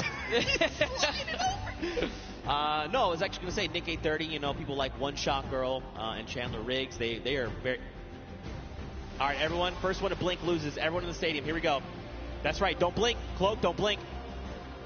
Oh, he did it right there. We saw it. He doesn't know how to play this game. He doesn't know how to play. It's okay. It's okay. He tried. It's okay. You've got Xavier Woods here holding on to that belt. I wonder, do you think he would let me hold it, the belt? You know, it might just break something on you. It's heavy. It's heavy. Oh, man, it's pretty incredible. Pretty incredible. You know, earlier on, of course, this is the dude. I'm telling you, man, Chandler Riggs, One Shot Girl, 2 incredible human beings. Also, I've seen Chandler Riggs several times now. And he's just one of the coolest people I've ever met in my entire life. One Shot Girl, one of the sweetest people I've ever met in my entire life. Love to see it. Earlier on, though, we did, you know, watch a lot of Myth gameplay, like you kind of said. I'd be curious to go back, take a look at some of the gameplay that he had, kind of see things from his perspective, and see what he's going on. And here we go. We can actually take a look at this. So check this out. Run me through this, Monster, because you were here for this. Yeah, we were kind of looking right through, and actually, no, we actually didn't get this perspective here, so just tell Myth, missing his A game. Kind of see everything he's gone through, his little journey there. Oh, the cone's so clean, all the practice paying off. Oh. No hesitation. Oh my gosh, Myth is in such great form here. That's what I like to see. At the Pro-Am, showing up, showing why he is TSM Myth, right? He's been around the block for a while. He's no stranger to competition. Good to see him in his zone here. And remember, most of the time he competes, he's under the NA West versus East, right? But now he's on land. He's in the same box with everyone else. So this is great to see him, you know, under fair circumstances, doing a great job. Yeah, for sure. And I mean, let's be honest, you know, the only thing that ever gets in Myth's way is actually fall damage. He's an incredible player, but fall damage, just like Tim the Tatman, it will claim both of them often. Let's go, Myth! Get hype there! Yes! Also, Myth has this incredible dance. Do the dance! Oh. Yeah! Dude, let's go! I cannot do that. There's no way. He is a significantly better dancer. I actually one time tweeted at him, I was like, hey man, can I get some of those dance moves? He tried to transfer them to me. It turns out that's not how that works. He tried to transfer you dance moves. He was trying to give me like a little bit of it, right? And it just did not work out for me. But it's okay. That's all right. But, you know, we've got more players. We've got Mr. Fresh Asian. That's right. We kind of watched some of his gameplay, tuned into him, see what he's got going on. I'd be curious to see some of that gameplay coming out of those previous 2 games. There's so many people, man. So many people in Walks Life we could look at. You want to see more OCE? We got OCE. We have everything here under the hub. The Pro-Ams. I also, low-key, want to see more Detonator. Yeah? You want to see more Detonator? Absolutely. We'll get that later, too. But let's go ahead and pull up Mr. Fresh Asian. Let's see what his journey was like up until this point as well. And we got a nice little package of him. Look, just diving on players. Hey, you, crossing the river? Nope. Oh, that's a nice little headshot right there. And he takes another person down. It was Greer Grammar. Oh, no. And this one, we actually caught this one live in real time. This is such a fantastic play here. Fresh Asian with the proximity launcher. Cracks open the build, puts the Splode right inside of it, catches White, switches all the way through. That's how good he is. And, I mean, he's kind of put in a situation where he has to 1v2, you know. This is tough to do, especially on a stage like this. You've got all eyes around the world watching you, and yet he's going to come up clutch. Now remember, there's a pro and there's a celebrity, but to just do this like as if it was just 2 people who didn't know much about Fortnite, that's actually insane. That's what do I say, confidence at its best. Yeah, for sure. I mean, listen, there's great Fortnite players all over the world. It extends way farther than you'd ever imagine. That's just proof right there, right? But, you know, maybe we'll kind of see how things are going. Of course, you guys have been waiting for games. We've been waiting for games. We know. And guess what? Everyone is on board the battle bus. Game number 3 of the World Cup prom is about to begin. If you guys here are excited, you need to get hyped right now because game number 3 is about to be underway. Count us in! That's what I'm talking about. Let's go. Game number 3. And, I mean, look at this World Cup battle bus, man. There it is. Love that new Fortnite World Cup battle bus. And I love the fact that if you are loaded into Fortnite as well, you kind of see the feed coming up. So there are tons of new faces kind of tuned in here. Zeke, why don't you just give us a little rundown for everyone who might not know much about the Pro-Am or this, how monumental this weekend is for the community in general. That's right, man. I mean, we've had 10 weeks of open qualifiers for solos, for duos across 6 different regions. Anyone could play. All you had to do was hit 300 points and get to Champion League in the arena format, and then you could duo up, solo games, and try to qualify. We narrowed that down to top 3,000 players, and then from there we whittled that down to only a handful of spots per region, and that has led us here. And let's not forget, earlier on in the day, we even had the creative finals, right? 8 weeks of creative qualifiers. You had team leaders like Ninja, like Gotaga, Hand of Blood. These guys built these incredible creative trials. People went through, and then we had our finals earlier where Scissors and the Fish Fam took home the W. But, you know, Monster, I think we want to focus in on this game. Detonator is already down. Whitlari has taken down the Detonator. It has exploded. It is gone. Xavier Woods, Dankops are over here on the left. You've got Doigbai, and Cody Walker.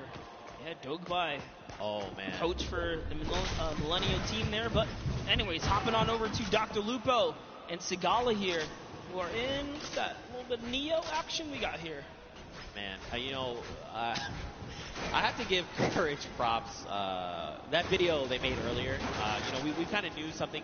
Courage was going to get back at Dr. Lupo in some way, shape, or form, but he wouldn't tell us what it was. I see you, Courage. That was pretty funny. But Sigala, Dr. Lupo, they are here. You've got people across the way, right? David Williams, Wildcat. They're sitting in the building over there. It looks like there's someone very close by. The 65 over there. Dr. Lupo going to send another one. And there you go. Dante is down across the way from Chigua. And Edwin Hodge here is picked up as well. And actually, Chigua's actually going to confirm Dante. So eliminations happening all over the place. Yeah, that's right. If you're in Neo Tilt, you're definitely in for some trouble. This is not the place to land if you're not there to kind of bring it all the way, pedal to the metal. You got to stick to your teammate, and that's what Sigala's doing here. Doing a really good job kind of sticking to the hip of Dr. Lupo. So you have Wildcat and David Williams now. Saw Chandler Riggs and One Shot Girl. One Shot Girl is going to get cracked pretty hard right here. She's going to lose all that shield, but no fear. Still backing up her teammate here. The jump shotgun's great for close quarters. And No has no mats now as well. She can't even disengage properly. I like that Chandler's kind of holding down the fort, right? Like, hey, she's very clearly identified, like, I need to get back in this house. There's loot there. Maybe something can help me here. I'm very low on HP. I need something. Okay. Well, that was not what they were looking for. Now they are both extremely wounded, just under 60 HP. Mora and Kalango here. They're going to try and close in on this, right? You know, you've seen the white damage numbers come through. You want to secure these eliminations, put some points on the board. Ewok is going to find Alexia Ray and put her down there. 67 coming out. Great shot right there, and he's going to go toe-to-toe. Can she clutch up? But no, it's not going to be enough for Chandler. Or One Shot Girl, unfortunately. Kalango does hit every single shot right there in those final moments. And Kalmar is going to be able to save his team. Let's go. Elimination feed there. We also watched Ewok basically and Jordan Fisher take down Alexia Ray and her duo partner Jordan. They have been full eliminated. They are gone. Dr. Lupo, Sigala still here over in Neo Tilted. David Williams, Wildcat, they've just been kind of, it looks like they must have taken some kind of damage, right? They're underneath that 100 threshold, but it's not by much.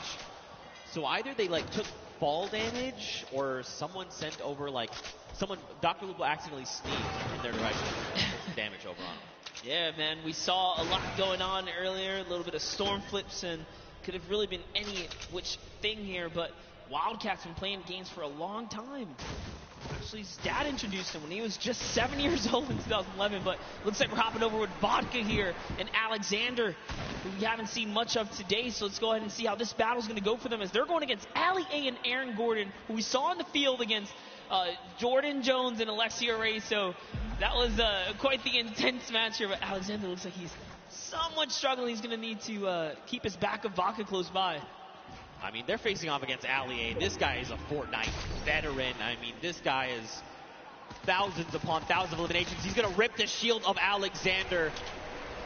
Mark's going to find elimination. Well, there you go. He is full confirmed. Alexander, he is gone. The question is, where is his duo partner?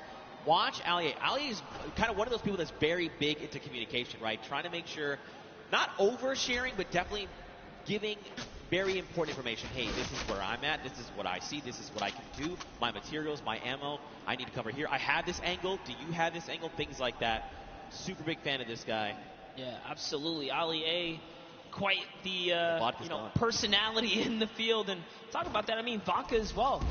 Japanese YouTuber. He's been around for some time. A respectable player. Does know how to, get down with it. But here, hopping over to Ellie. We're seeing him go with a large push here. He's going to miss a couple shots, but he hits one right there. Turns back to Bill, says, you know what? Time to put the bricks here.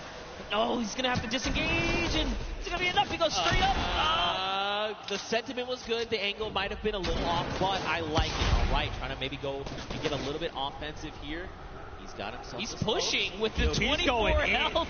Right underneath he goes and pops another one. Oh, he's got to be so careful. Wait, is he distracting right now, making sure his dual partner can get the angle that they need? It looks like it. I think he had a plan at some point, said, you know what, maybe this is not the right move, and he kind of backed up there. But Ellie's showing that he is fearless right now. He and Neko, as Faris is sitting just close by. We saw Faris earlier today in a great fight against Jacob, I'm pretty sure. But Ellie is going to get knocked by Faris, who had the high ground right there. Let's see what Faris is going to do here. I mean, he does have the 2 chug splashes. He can get himself back up. There's the 1. There is the follow-up. So he's got plenty of HP to work with. He also has 3 minis. But look at the AR count. 18 bullets. A single magazine is not where you want to be right now. Now, he did go ahead and drop Ellie. They need to go ahead, take some time, get the revive off. But, I mean, right now they're not in the best position because don't forget, their weapons are not that much better. Like, obviously, Ellie does have that drum gun. He can put in some work, but we'll have to see how things go for him. Also, fun fact, his most recent album, Future, was certified platinum within the first month of release. Wow, that's huge. Actually that is a insane. huge accomplishment. Talking about first month? I was going to say, talking about, crazy adventures and travels and all that kind of stuff. I mean, the player they're fighting right here, Faris, traveled all the way from Saudi Arabia. He's here. He's ready to bring it. It's Ellie. Dude, Ellie's got the builds, man. Oh, okay, so they ping out where they see the player is, but now don't forget. Yeah, he's back. He's doubling back, and no. Ooh, over the head right there. That player has a haircut. Right through the crack. That was so close. If they didn't jump over, if he did not jump over that might have been an elimination. I thought we were going to see a major highlight right there for a second, but Ellie, he's got this guy in his sights here. He's not going to give it up. And don't worry, guys. You guys are not missing anything around the Fortnite map. This is the battle to watch right now. As Neko kind of says, you know what? I'm tired of this. He's going to step forward just a little bit more now, and this is the commit. Even with the low health, they're going to put it all on the table here. I mean, they know that his back is against. They know his back is against the storm, right? They're just trying to make sure and make him uncomfortable. Look, he's out in the storm. That's kind of the position they put him in right now. And this player's just trying to bail. Like, they're just out in the storm doing their own thing. This is how threatened they are by Nekokun and Ellie. Ferris, I mean, it's okay. It's not ticking too bad yet. It's only that single point, but he's going to have to make a really long rotation, and that's if they don't spot him out in the storm. And you know what? It's going to be worth it. He will be all right. He will live to see another day because off they have to run now from the zone. They don't have heals, and Faris is left to, I guess, go against these guys at some point or another. But let's hop in with some highlights from earlier today. We have a little bit, like we saw, Dr. Lupo and Segala just kind of coming up. That's another player that's going to get taken out right here and just showing people that, you know what, I have Tilton on lock here. I'm ready to control this place. And it's Kyle Kaplan who goes down to Dr. Lupo and Segala. Again, they were sticking together at the hip earlier before, but Segala's down. And I don't think Dr. Lupo has the reboot card, unfortunately. It does not look like it currently, but look, this is Dr. Lupo we're talking. The doctor is in the house. He knows what to do. He's been in these type of situations before. 1v the world, but that's okay. He's comfortable. Now look at this, Tifu and Nav. Look at the angle they have here. You've got Nav all the way in the back. He's sending sniper shots over to JT Brown. Tifu's sitting there forward, right? He's just saying, all right, JT, come on. What are you trying to do? You trying to 1v1 me? You want to try and 1v1 my dual partner that's way back there? He's got a long angle on you. I have the close angle on you. Listen, JT Brown is a professional hockey player, right? If you can take that kind of punishment sometimes out there on the field, you can do anything. Let's see what JT Brown can do against the World Cup qualifier. He's speaking his head right there. And Tifu says, you know what? I've been here for a little too long. There's more, players around him. He's got to be careful. And now look, he has to use that launch pad because for just a moment he saw a player running up on Nav. But it's okay. They're back together. They're ready to try and work down on this player here. Looks like it's Marksman. Oh, that's JT's partner. Okay, so they were actually trying to line a pinch. Marksman used the Shadow Bomb to get behind him. So now Marksman's going to have to leave JT Brown behind. They were actually split up in those moments right there. It was hard to tell for a second. But no, Marksman says he's going to take the high ground and start pressuring back here. He puts a shot down on Tifu, but the Storm is on his back first. And JT Brown manages to rendezvous with Marksman here. So now they're together. He's popping his bandages. And yeah, JT and Marksman win the small skirmish here, if you want to call it that, because Tifu and Nav are off. They're gone. They decided it's time to beat the zone now. Yeah, and I mean, facing off against someone like Marksman, this is a long-time competitive veteran, right? Like, this guy has been around, so pairing these two together, he's like in very good hands right now. Marksman's absolutely making the right call, saying, look, we need to leave right now, we need to do this, we need to do that. Fun fact, JT Brown was the first professional hockey player to become a Twitch partner. That's huge. That's actually pretty cool. That's history. There you go. JT Brown. Put it in the world record book right there. That's one that cannot be broken. He solidified that. That's pretty cool right there. That's actually pretty cool. Oh, he's got the drift board. This is actually really good. He's going to be able to catch with Marksman and set himself back up. Look who else is here, though. Ninja and Marshmallow. They have got this on lockdown across the way. You've got Muselk. You've got Wax Motif. Look, this is Ninja we're talking about, right? You give him even a pixel, he is going to destroy your shields and make you wish you had never peaked in the first place. Ninja has been having quite the day so far. We talked about just being a little consistent will keep you in the running here. So far, no points have been earned this game, and that's got to put you on your edge, right? If you didn't pick up any of the kind of freebies in the early game, as it gets closer to that congestion later on, it's only going to get tougher, but Ninja puts down a couple shots right there. That's going to be 93 damage. That player no longer has much shield left. So like I said, you give him a pixel, he just rips your entire shield off. Yeah. Well, thanks for flying in my airspace. Try again. Dr. Lupo, though, he's got himself that baller. We saw Nekokun and his dual partner right over the hill there. So he's got to try and think this through. Do I want to take these engagements? Do I try and go for that top 15 placement? I mean, dude, he's already got 3 eliminations. He's doing very, very well. Oh, no, we're about to jump in with Ewok, but Wade takes her out right there as Wade is still in this game. Chigua is close, as is John. John's trying to see if he can get up here now. And they've managed to take this hill and this positioning here. Jacob's still alive right now, as is Nick Merckx close by. I don't see Nick Merckx's partner. Where's Mario here? And oh no, Mario and Sanja has been taken out. He's got a launch pad though. He's okay. Yeah, the question is though, do you want to opt to use it? I mean, check this. You don't need to. Oh, he's using the new Storm Sniper to scout out the next zone here. Notice how he kind of zoned in there. He looked at it. He says, all right, time to double on back here. He's got all the information. You got to love plays like that. And he's doing it again. He's actually trying to get as much information out of that sniper as possible. Very interesting mechanic right there. Yeah, I mean, look, Nick Merckx is a long-time competitive veteran, right? I mean, shout-outs to the M-Fam. This guy's been playing games since Gears of War. I mean, he is a third-person shooter master. This guy is insane. And, I mean, every single week we're seeing Nick reach new heights of play, right? He's just continuing to one-up himself every single day. But across the way, you've got Dr. Lupo going up against Lachlan and Liam McIntyre. This is really rough. Unfortunately, Dr. Lupo is caught in the most toxic gas here. He is chipped down to almost nothing. Another stink bomb is going to be his demise. Unfortunately, he is picked off. But I mean, if it's going to be to someone, Lachlan's, you know, that's fine. I'm cool with that. You know, that was a respectable takedown right there. Lachlan and Liam McIntyre just using the perfect stinkers right there. Unfortunately, you cannot dodge those. That is, you know, kind of it right there as they seal the deal. But they get themselves a baller out of it as well. And now they're going to be able to make it to the next zone as it's just at Neo Tilted here. You can see the map on the bottom right-hand corner. Neo Tilted is extremely congested. Players are just toppling on top of it. We're now back with Nick Merckx here. Nick Merckx already has the scoop on the Storm, right? He's got the sniper to tell it. Look, he's right in the middle as well. I was going to say, why doesn't he just put that to use, right? I mean, you've got a utility weapon that just rips people's faces off. Why not just go ahead and use that weapon? It's in your inventory. Also, let's point out the 5 chug splashes, by the way. So he's ready to go, right? He's like, look, I'll fight you. I'll just disengage. Use this to just replenish myself. You know, you just got to do it, right? Yeah, Nick Merckx can literally take on a team right now and be okay, especially with the chug splashes being that you don't have to have a cooldown for them. You activate them right away. Talk about, you know, people that are in good position. I mean, Ninja and Marshmallow in a sweet spot here as well. They have the high ground. They also have the slip nearby, so everyone in Tilted, or nearby the slip, I should say, is just fine here. And look, we saw Faris earlier today. He's managed to stay alive. He's made it all the way to Tilted Towers, even without the heals, so he's still in it. Slayer 360 also still in the game. We saw a lot of him kind of sneaking around at different times. Dank Ops and Xavier Woods off in the distance there. Nick 830 still alive. Let's take a look at this little highlight from earlier. It's Airwalks, man. Airwalks so good.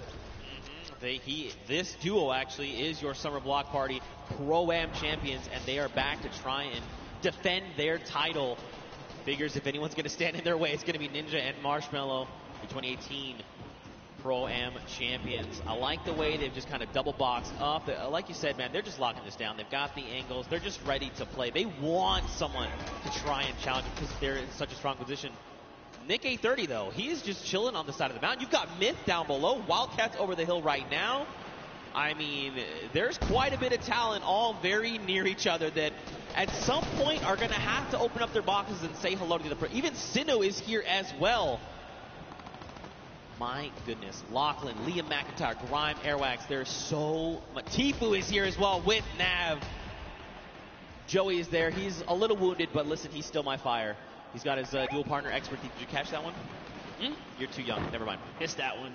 That's okay. That's okay. No, I know. Okay, all right. Good reference right there. Thanks, gotta love the music reference. Nice little double snipe coming out of Tifu and Nav. Yo, just pulling your leg. Zeke. Thanks, man, I guess. I don't know what to say to that. But anyway, check it out, all right? We saw 52 players, 34 duos, Monster. It's crazy that we've seen the game slow down this much, you know? You would have almost thought we were basically watching the duo finals. You would think this is Saturday. Yeah, it's definitely gotten a lot more intense as we approach the final games here. No one wants to kind of lose out, right? You want to get as much playtime as possible. Tifu utilizing the ramp overhead to make sure they skate straight across and not stay in the air for much longer than they need to be. And for that reason, they're not going to take much damage here. He's going to be able to pop this next mini and just be A-OK as they're still in the game. Don't forget, guys, Tifu's partner here, Nav. Let's make music as well, so good so far here is Ninja Marshmallow just underneath them. Aiden Lost King's Rob. Nick Merckx is landing in. Wait a minute. Okay, so Tifu's shield just got ripped. You've got Aiden. You've got Nick Merckx. You've got Ninja. You've got Marshmallow. Courage, JD, Myth, Cloak, Larry. They are all occupying this same space right now. Rob from the Lost Kings. I'm telling you, though, he's going to be the one to come out on top. I'm not saying that because he is a good friend of mine. I'm not biased at all. But here we go. On with Courage, JD. You've got Sean O'Malley. Look at dude. Everyone's here. Cody Walker's there. Claire gets picked up in the crossfire. You've got Wade up top. Look at everyone just flying in on top of each other right now. Sean O'Malley is here to show everyone why he's undefeated still. All right. He's been competing since 2013 in the UFC. He's here to prove a point with Courage. Courage came dangerously close at the summer block party, taking it all home. They are still in the running here. 2 good games. These next 2 games can really be theirs to take. But we're going to hop in with Tim the Tatman. Wild card is active right here, right now. Now keep in mind, he's got no HP to work with. 57 really isn't that much. But this is Tim the Tatman that we're talking about. Why is the entire lobby? Tim, just believe. Tim, just believe. Nothing you can do and talk about Sean O'Malley. Takes him out. He was the prime target there. Now take a look at Wade here, who's got the high ground. He's got the flip knock to save himself as well. And a combat. It's a lovely 70 shot right there. And this is where the lobby begins to condense and collapse on itself. Remember, no one has earned placement yet. There's still 26 duos in the running here, many of which are solos. Yo, if you were watching, did you watch the elimination feed? Grind picked up O-King, that is Sinnoh's dual partner. Tfue is actually going to be picked up by Nick A30. Wow. And Nav then turns around and says, Nick, not today, friend. It is not good, eh? And I'm just getting word, we actually have a replay of the wild card that we're going to get to take a look at together and relive just kind of what happened. So, you know, it's difficult, right, when situations like that. Wait, I'd pay for a slow motion of this part right here.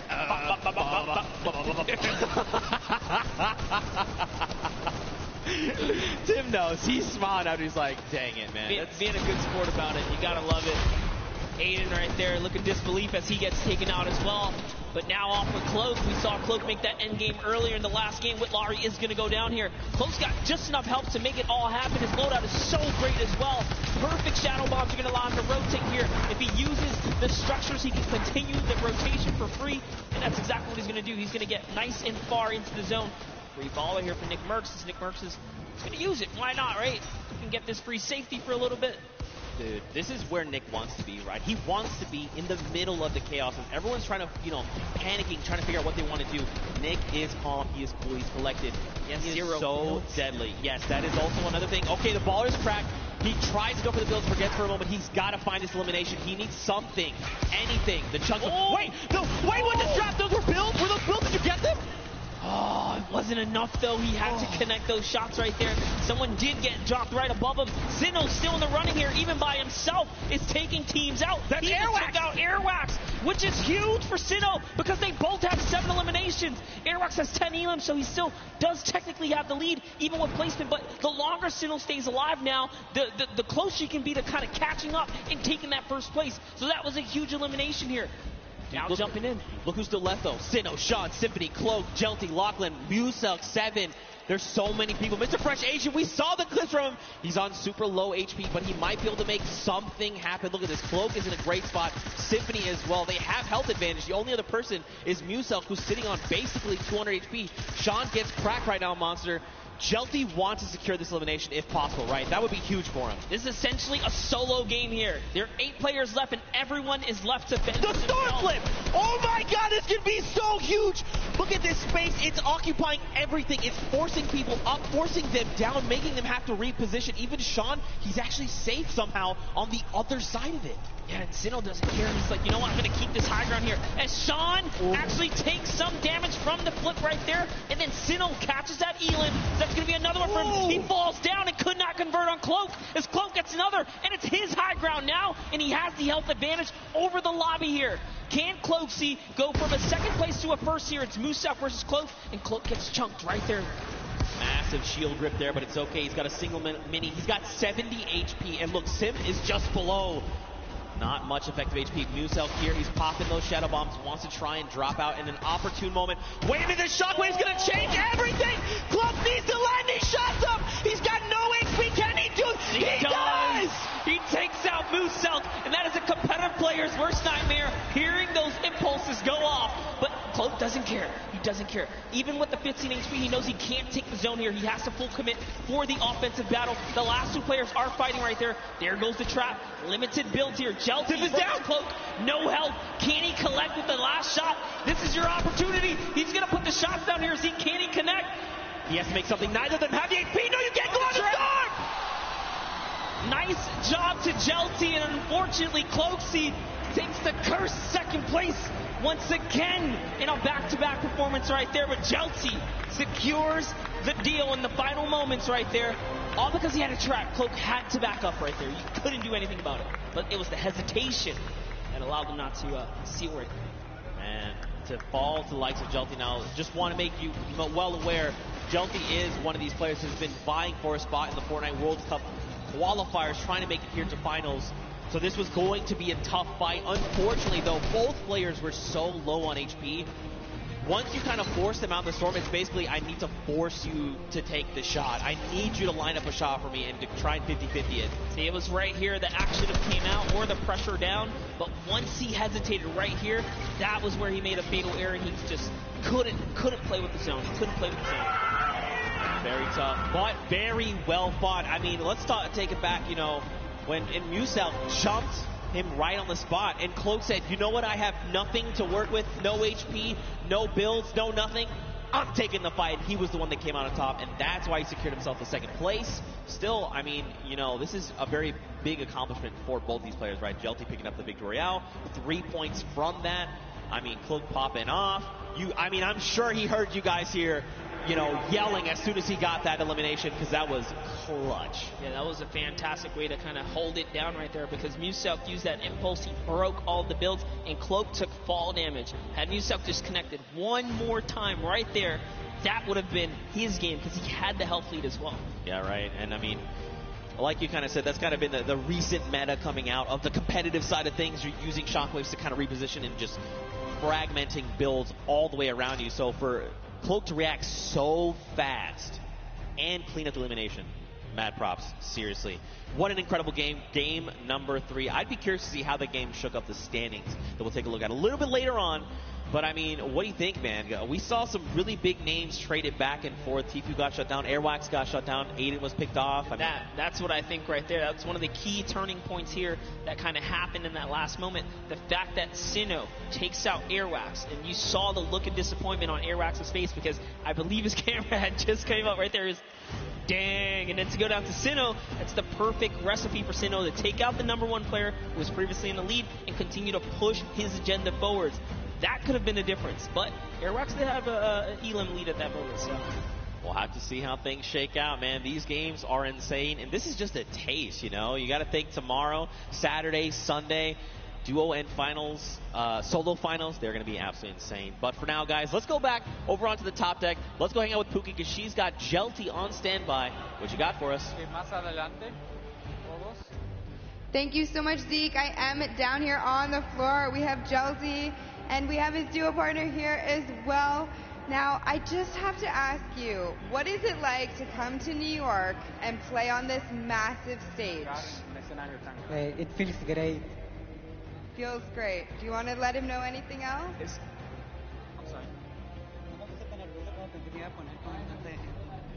I didn't get as nervous as I thought I would be in front of so many people.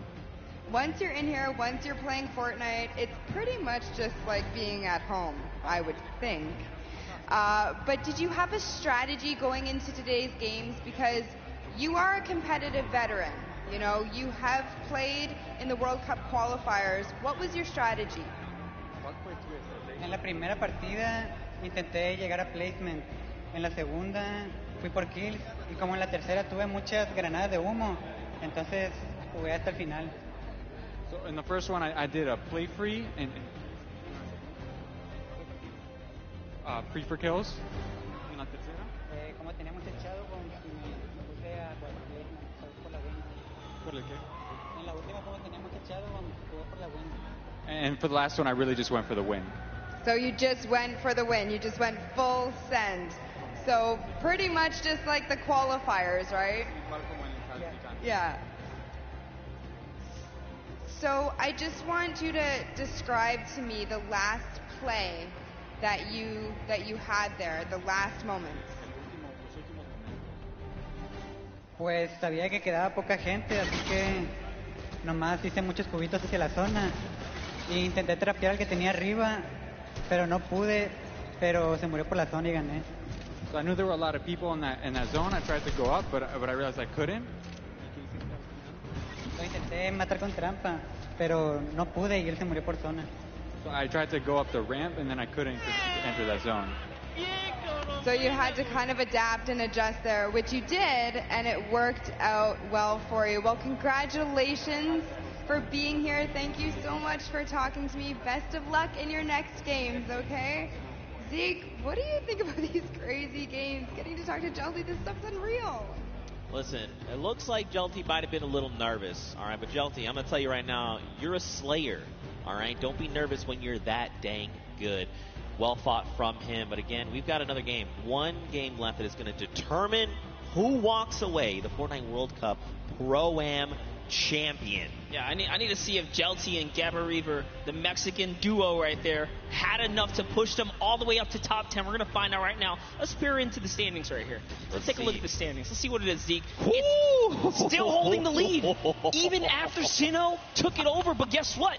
Jelty, Gabba, right there, the Mexican duo coming right up to the top right there. You saw Jelty's skills. You can't sleep on him. That cone was so nice in those final moments. But hey, Cloak with another second place performance. He's back up there. I mean, but I think the big standout right now is Airwax and El Grime. These guys are still holding that lead.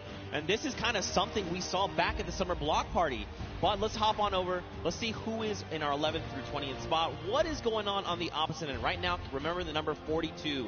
That's where you're trying to aim. You've got people like Nick from the Lost Kings. You've got Sean there as well. Simp is up there. So many talented players. Nick 830. You know, all these guys really need is a stellar game, right? They need to put everything on the table right here, right now. Whether that be, you know what, we're going to hot drop. We're going to find as many eliminations as we possibly can. And then let's go ahead and pick up the W. We got ourselves. I say that like it's an easy thing. That's not me. I can't do that at all. Yeah, absolutely. We got ourselves some really intense competition right here. RO, Grime, and Airwax is not getting this for free. It is very close at the top. Xavier Woods is saying, you know what, we're still champs here. Still champs. In your heart. I believe it. Absolutely.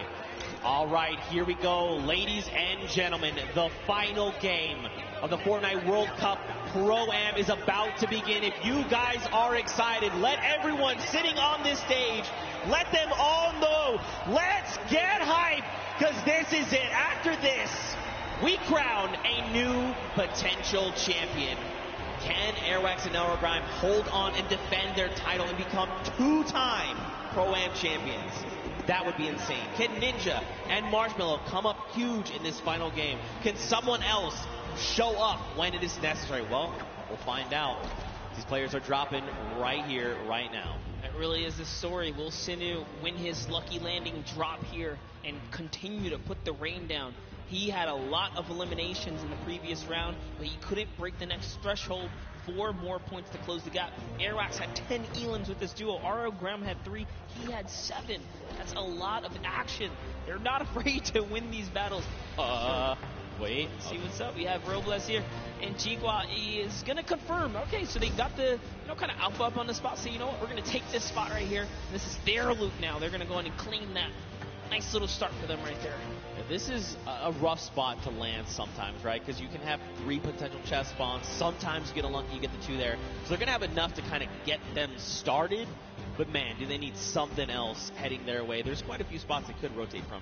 I got a question for you. So Chico actually used to be a console player. He played Fortnite on console. He actually swapped over to keyboard and mouse, and he's a competitive player on keyboard and mouse now. Did you still play with a remote controller, or have you made the transition? Did you just ask if I played with a remote controller? I'm asking if you still do, or have No, first of all, I've always played mouse and keyboard. Thank you. Also, remote control is something you use to drive something else. Right. What is wrong with you, Monster? The controller. No, I've actually I played a controller for a little bit at the very start, and then I was like, you know what, I really want to try and just get better with mouse and keyboard, and so I dedicate a lot of my time to kind of focusing up with that. So now am I good? I'll tell you what, ask Sundown and he will tell you the honest truth. Hey, right listen, now. I saw you in the practice games win that game over Bala. No one's gonna listen. Hey, that's what happened. But that really happened. You got this, but let's not take away from Eric Gordon. Man. No, Slogo Man as well. He is down. Look at this. This is Ali 8. He's like, hey, hello. I'd like to come in the house now, please. I need eliminations. Excuse me.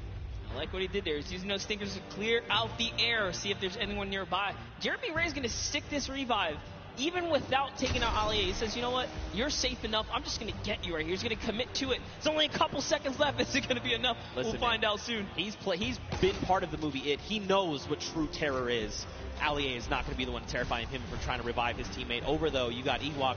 You've got Jordan Fisher. They are hanging out by Pueblo right now. And it looks like they're pretty kitted out, all things considered. I mean, they've got the bare bones of what they need to get themselves started, right? Absolutely. Jordan Fisher here does have a okay loadout, so I say okay because he has a shotgun, he has shield, that's just enough. He's got the disengage tool, which he kindly shared with Ewok right there, giving her, you know, an impulse or a shockwave as well to make sure that she can also disengage if things get sticky here. But it's all about getting that information. Look at the creep up. As you know, actually, Dead Rebel and Oscar have been holding his spot down since earlier today, and they've done a great job fending off every single duel that's landed here. No duel has been successful. I'm actually curious to see if they're going to be able to win this early game engagement as well. They've been doing it so well so far. I mean, it looks like they maybe don't want to take the fight. As far as inventory, they're in a similar situation, right? Not really much of anything in the way of materials.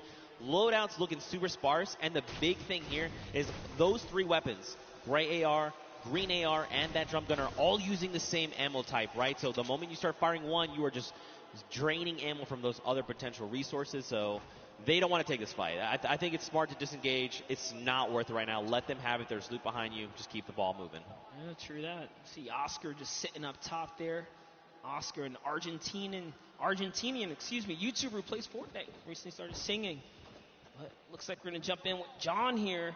See what they have in Salty Springs, one of my favorite places. John Ha and Wade. John Ha rocking John Wick. Ooh. Huh. Huh. There you go. There you go. I'm telling you right now, Pookie Face is the only person in the world that appreciates my jokes. I bet you wherever she is rolling around laughing because she got that one as well. She also got my NSYNC one that you flamed me for. Cake! Oh. I would love some. Look at that. 5 HP and 5 shield. You like to see it. Wade is going to go ahead and try and get back grouped together. Oh, actually, he's trying to push Yoshi. That is not his same team member. Just kidding. Yeah, Wade's right up there. Yoshi is in the skeletal remains of what was the monster kind of battle that occurred. I didn't get to actually watch that event in game, unfortunately. Bro, you missed out. Dude, I was working on some things, but here we have Yoshi. I said I wanted to see what he's got with the kind of representation for the caster squad here. He's still alive, and unfortunately, Freddy was taken out. He's got to use one of his 2 shadow bombs right now. He might have to use a second here. We'll find out, and nope, keeps his calm and cool, says, I'm okay. I got out of there, and it's enough distance for him. 3 things.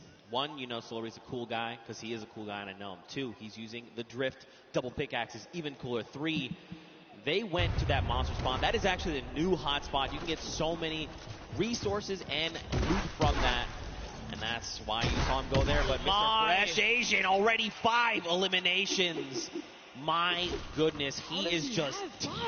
I don't know, dude. He is tearing up Pleasant Park right here, right now. I like that he's even going that extra precaution, right? Like, hey, we know, we can see in the bottom right mini-map, there's no one else. These guys have cleaned out everyone. But he's trying to make sure. He's like, look, I need to make sure to get my teammate up. We're going for the long game. Let's make sure we're back in this. Chandler Riggs here, one-shot girl. Over here, they're going to be disengaging. They probably have been seeing these people go up the sky platform. There you go. They're going to scope in. Not worth the engagement right now. I mean, look at the loadout. Look at the materials. This so unfortunate. The 2 times we tuned in with a One Shot Girl, she had a drum shot. But there's a little fun fact. One Shot Girl wrote a song and made a music video about how she loves Wendy's. Yo, high key, Wendy's is dope.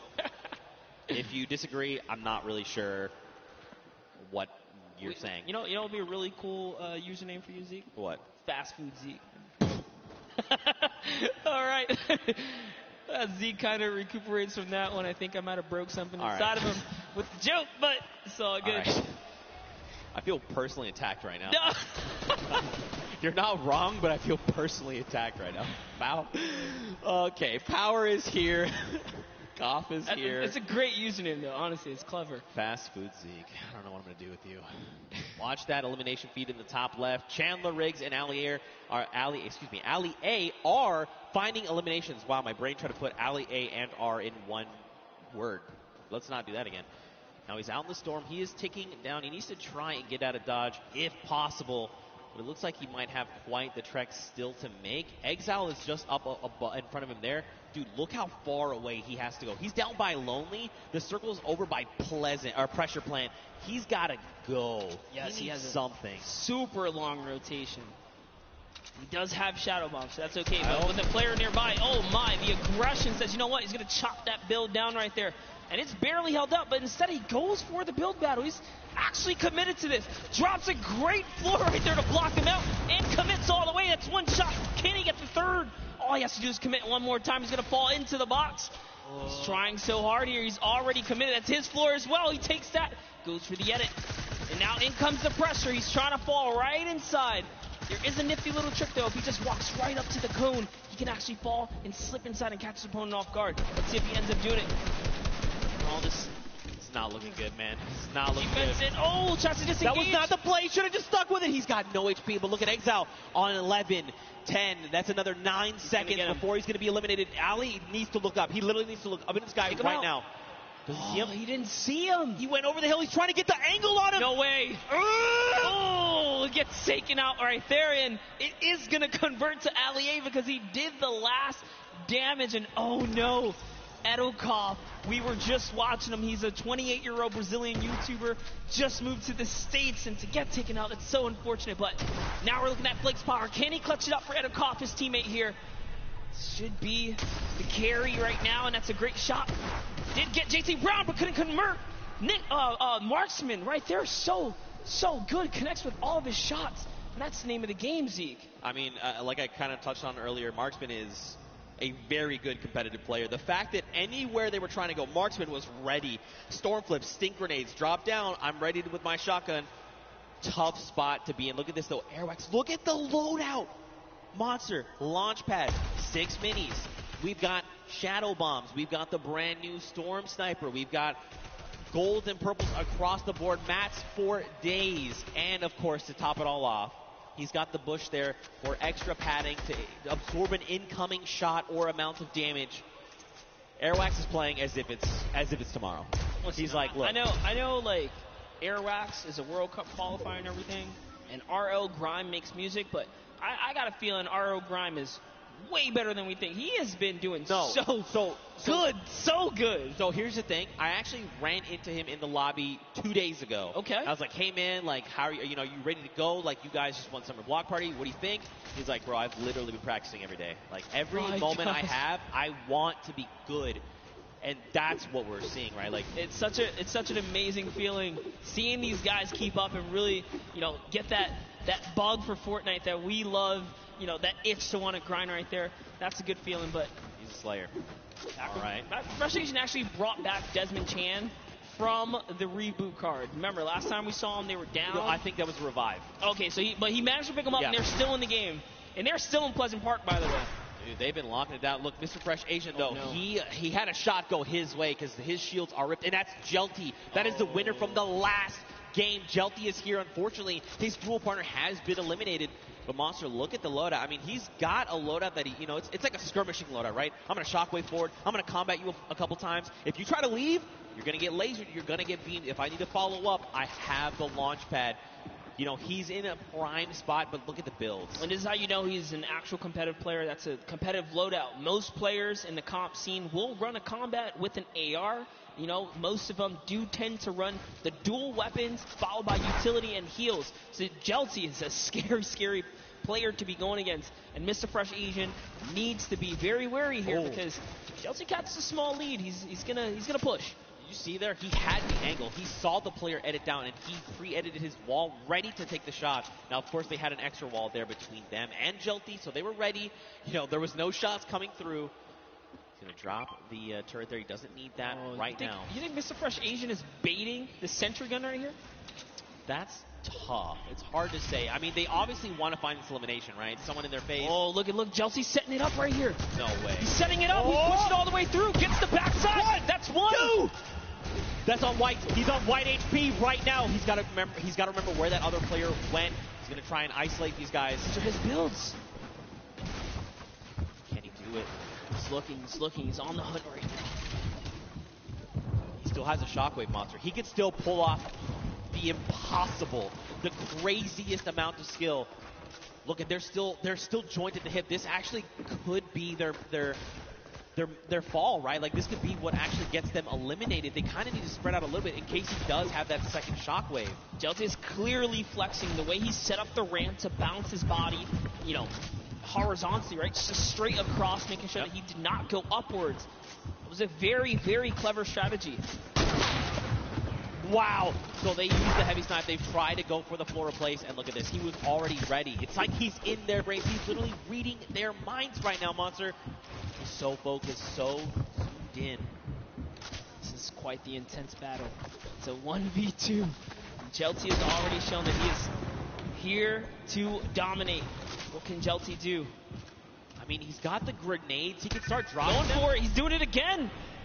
Fortunately, this time it was a bit of an overshoot, but it's okay. He's out of the lines then. He has 3 builds left, so he wants to mess around here. He does still own some of those. That was huge. He takes 1 player down. Can he get the second? That's Mr. Fresh Asian. Wow. All the duos you could have gotten right here, he actually got the competitive one. Mr. Fresh Asian is down. And a little bit of a taunt, because I think he knows. He knows. He absolutely knows. He knows. He saw the name. He knows who he's competing against. And now the confidence boost is there. Oh, no! He didn't see him! What's he going to do? He still clutches up. Desmond Jam almost had it. So what happened there really quickly, Jelty peaked, but his character model was perfectly lined up with Desmond, who seemingly appeared out of nowhere. Oh, my God. Oh my God, that was actually so insane. Look at this, watch the elimination feed. Airwax picks up Xavier Woods, Nick Merckx finds Mora there, and now we're back on board with Tfue and Nav. I'm not over the near instant karma. I know! Really not over it, but here's Tfue laying down some shots here. Shield hit once right there, expert Thief still in it. Joey Fatone is going to get hit right there, unfortunately. He's going to get taken out. And Sigala's close by. Bye. Here's an instant replay coming out of Airwax here. Look at the laser beam. Xavier was just pulled out of the skies. Unfortunately, that's just the way of the road. Tfue and Nav, they are in the storm. I mean, it's going to be ticking for a little bit more, but look at this. He's juggling medkits. All right, there, come on. Don't drop it. There it is. That's actually really hard to do. I definitely can't do it. He probably wanted to keep the redeploy, but you know what? It's better to make sure you get into safe zone. Now he's going to have like an empty slot, right? Once he uses the med kit, there's nothing available to him right now. That was why he wanted to juggle it, especially being that it was a 5-tick. You know, he only had that one opportunity. Couldn't make a mistake right there. Let's take a look at these replays coming out of Tfue. There goes Joey. Not going to make the joke again. A 30 over on this player. A 74. Sigala is going to be picked up. Look, this has to go back out and confirm. And I like that he did double back for the loot. That is going to, you know, that would have opened up more doors had he been able to juggle both, but it's okay. And we saw Tfue earlier today talk about he almost had a great game. He almost had a victory, but not having any heals kind of was his detriment. But this time around, he's making sure he's taking good care of his loot pool right there. So it'd be nice. And Jelty's still in the game here, running that double box right now, making sure he's turning up here to kind of hold defense and look for another opportunity, being that he's by himself, especially now. He lost Gabo, unfortunately, and he's by himself again. Let's take a heavy snipe right there. Didn't connect, but your bottom right is air rocks. Man, this is actually really scary. Jelty has quite a kit on him right now. This loadout is actually insane, and you can tell he's prioritizing those grenades, right? He's hanging on to the, well, he hung on to the 3 that he had back in Pleasant, so he really values that item. But on the other side of the coin, look at Airwax. Look at that loadout. Still about where we left off, right? The loadout of a king. He's got it all right now. He's got his dual partner, Grime. They're looking great on HP and shield. And let's not forget, they are in first place. And they are your summer block party champions. They want to defend that title. This is the last game, and they've really slowed down the momentum here. They don't have nearly as many eliminations as we saw before, but Airwax is looking to change this as he's going for the box chase here. He has Ghost Sean on his back. Sean just gets on out of there, pops it, and goes to the races. The Shockwaves is going to keep him alive for now as he pushes the wrong players here. Airwax still in it. The world is their oyster right now. They have everything they need to win this game. The question is, can they execute? Will there be something that happens? Will some other, duo take a step forward and say, we want to challenge you? You've got Ninja and Marshmallow, the 2018 Pro-Am champions across the way. Marshmallow dropped a half. On the other side, Cloak and Tfue. How do they keep finding themselves in a situation where they're very close to each other? Their minds are thinking in sync right now. Oh, banking nice play right there from Tfue is going to set it up perfectly to get these flows across. And look at the bank shot, so beautiful right there. Can he connect? That's one hit. He got Wari goes down. He's going to convert the Elim. And off to the reload he goes. He's going to do it one more time. Here's 1-2. Probably going to line up a shotty here. And he is trying to connect. He doesn't quite get it. Land him. 44. But they're gone. And now you know for a fact that he knows that that was Cloak. And Cloak knows that this was Tifu. And he's saying, right now, this is not the engagement. Yep. We'll fight, but right now is not the time. They go ahead and disengage. Tifu now, they're rocking 8 eliminations. That's 8 points, and that's huge. They still have launch. They use 1. They've got a second one. They've got it all. Yeah, they're so loaded right now. So great play right here. Tifu's going to cut across. We talk about the competitive player specifically. Long to run the dual weapon loadout, and that's exactly what Tifu has here. Loads of utility. Goes for the peak shot right here. And is that air rocks he rolled up on? We're going to find out right now as Tifu's going for the water place here. He's better be careful. He might get punished in return here. He does take it, jump into the box. These are not his builds. This is a dangerous spot to be. That's exactly why he backs up here. He's going to go back to Nav. Trying to relocate his teammate. Bots are ringing out, but right now Tifu's playing defensively. This is really good. Now, where is Nav, though? Watch that little marker. Nav is somewhere on the right. These guys need to connect if they can. You've got Sims down below. Okay, so Nav is actually 1 by 1 over diagonally. And it was Airwalks who's right there. You saw that. Actually, I think that was actually Ninja. Might have been as well. Man, it was actually Ninja. Yeah, yep. It was in fact Ninja. Look at, I mean, people. How many fantastic names? Sean O'Malley, Tifu, Nav, Kurt, JD, Wildcat. You know, they were pushing Ninja. Marksman is here with JT Brown. They're already on 9 eliminations. Wow, this is a huge game for Marksman here. And JT Brown, if they can snag this victory, we don't know what that top 10 is going to be looking like after that. Dude, everyone said, this is game 4. All right, let's go ahead and go full send. This is it. Showing what they got, man. Dude, even Jelty, look. Jelty's still here. He's still hanging out. He's been by himself, remember, since Pleasant Park, and he's still putting in work. Marksman and JT right now is going to try and rip the shield off of this player. 2 tags. There is the 3rd. That means that player has little to no shield left. And look at this. The shooting gallery. Everyone flying around. White damage number goes. Monster, they're out the storm. Can they be picked up? They cannot. So close. They were doing such a great job working together to lay down that fire there. And there's still more players nearby. He's trying to see what he can get. That was a great shot right there. That one might actually convert, but it doesn't matter. He has to get to the next spot. And it does. It was Nick Merckx who ends up falling to the zone at that moment because he had so much damage. And look at this. Marksman says, you know what? You don't get that for free. He's breaking it on down right here. Marksman wants this, dude. You can tell just by the way he's moving. He wants this victory out. Now, keep in mind, everyone here just hit top 15. That's an initial round of placement points. 3 for every single person on the board. This is huge. Airrocks already has 4 eliminations as a team right here. RO, Grom, and Airrocks. He's found someone else he wants to start pressuring. Those are his builds, though. Can he get this wall right here? There it is. Quick replacement. You didn't even see it. But just like that, it was his. That's a huge shot. Can he get the push through right now? We're looking at Airwalks in the bottom right screen here. In goes another replace. He's so fast. It was Ninja, making it look easy. And now look across the way. Marksman took the high ground. He does take fall damage. JT Brown and Airwax, they're going up right now. Down below, Lachlan, McKenzie, Grime is still here. This is an all-out brawl right now, Monster. No duo is that close together. You've got Aiden. He's by himself because Rob was eliminated earlier on by Tifu. Lachlan's got himself caught in a box. And look, Marksman is using those chug splashes. He's like, look, now is the time. I know down below there is an enemy, and he is a threat. I have to be in the best possible spot. Honestly, way to keep cool for Marksman. Recoups with this teammate right there. He just regathered himself, used those chug splashes, and that's why they're the best heal in the game. They're just back just like that. Sean goes down. Courage also goes down in one fail swoop, and that was Aiden who picked them all up. And look at this Marksman. He's still holding that high ground right now. Airwalks just got taken out by Aiden and Jacob. So Jacob is still in the running here. We saw him clutch a game earlier today. Can he do it even with no material once again in another game here? But it's going to be a tough one as Marksman and JT Brown are so healthy and looted in the high ground right here. Aiden actually just straight up wraps up Jacob right there. Dude, they have materials. They just use a chug splash between them. Look at everyone else. It's Lachlan and Aiden. Now Aiden picks up Lachlan, but this is a 2v1, and Aiden is not in the right position right here. He needs to try and come up. He's going to be taking a ton of storm damage right now, Monster. What can he do? He can't be counted out, though. Aiden is a qualifier here. Even with the double raining fire, what's it going to happen? JT Brown has given up the positioning, and he actually connects right there. And JT Brown wraps up Aiden in the final moments of the Pro-Am in Game 4. with a huge game. 12 total elims for JT Brown and Marksman. Dude, well executed. You could tell. I mean, like you said, this is Aiden, right? This guy's been in situations like this before.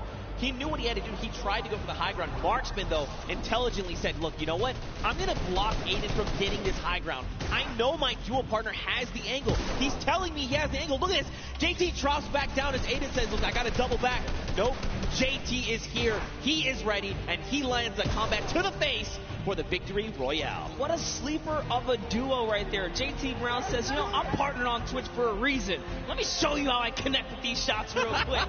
That's exactly what he does. He was confident in the push, and he did a great job executing right there in those final moments. You can't ask for a better last game than that for another duo to kind of come up and really make sure that no one is safe here. Does that mean we've seen a different duo every single game? Yes, we have. That's what the promo do to you, man. This is what Fortnite does to you, all right? What an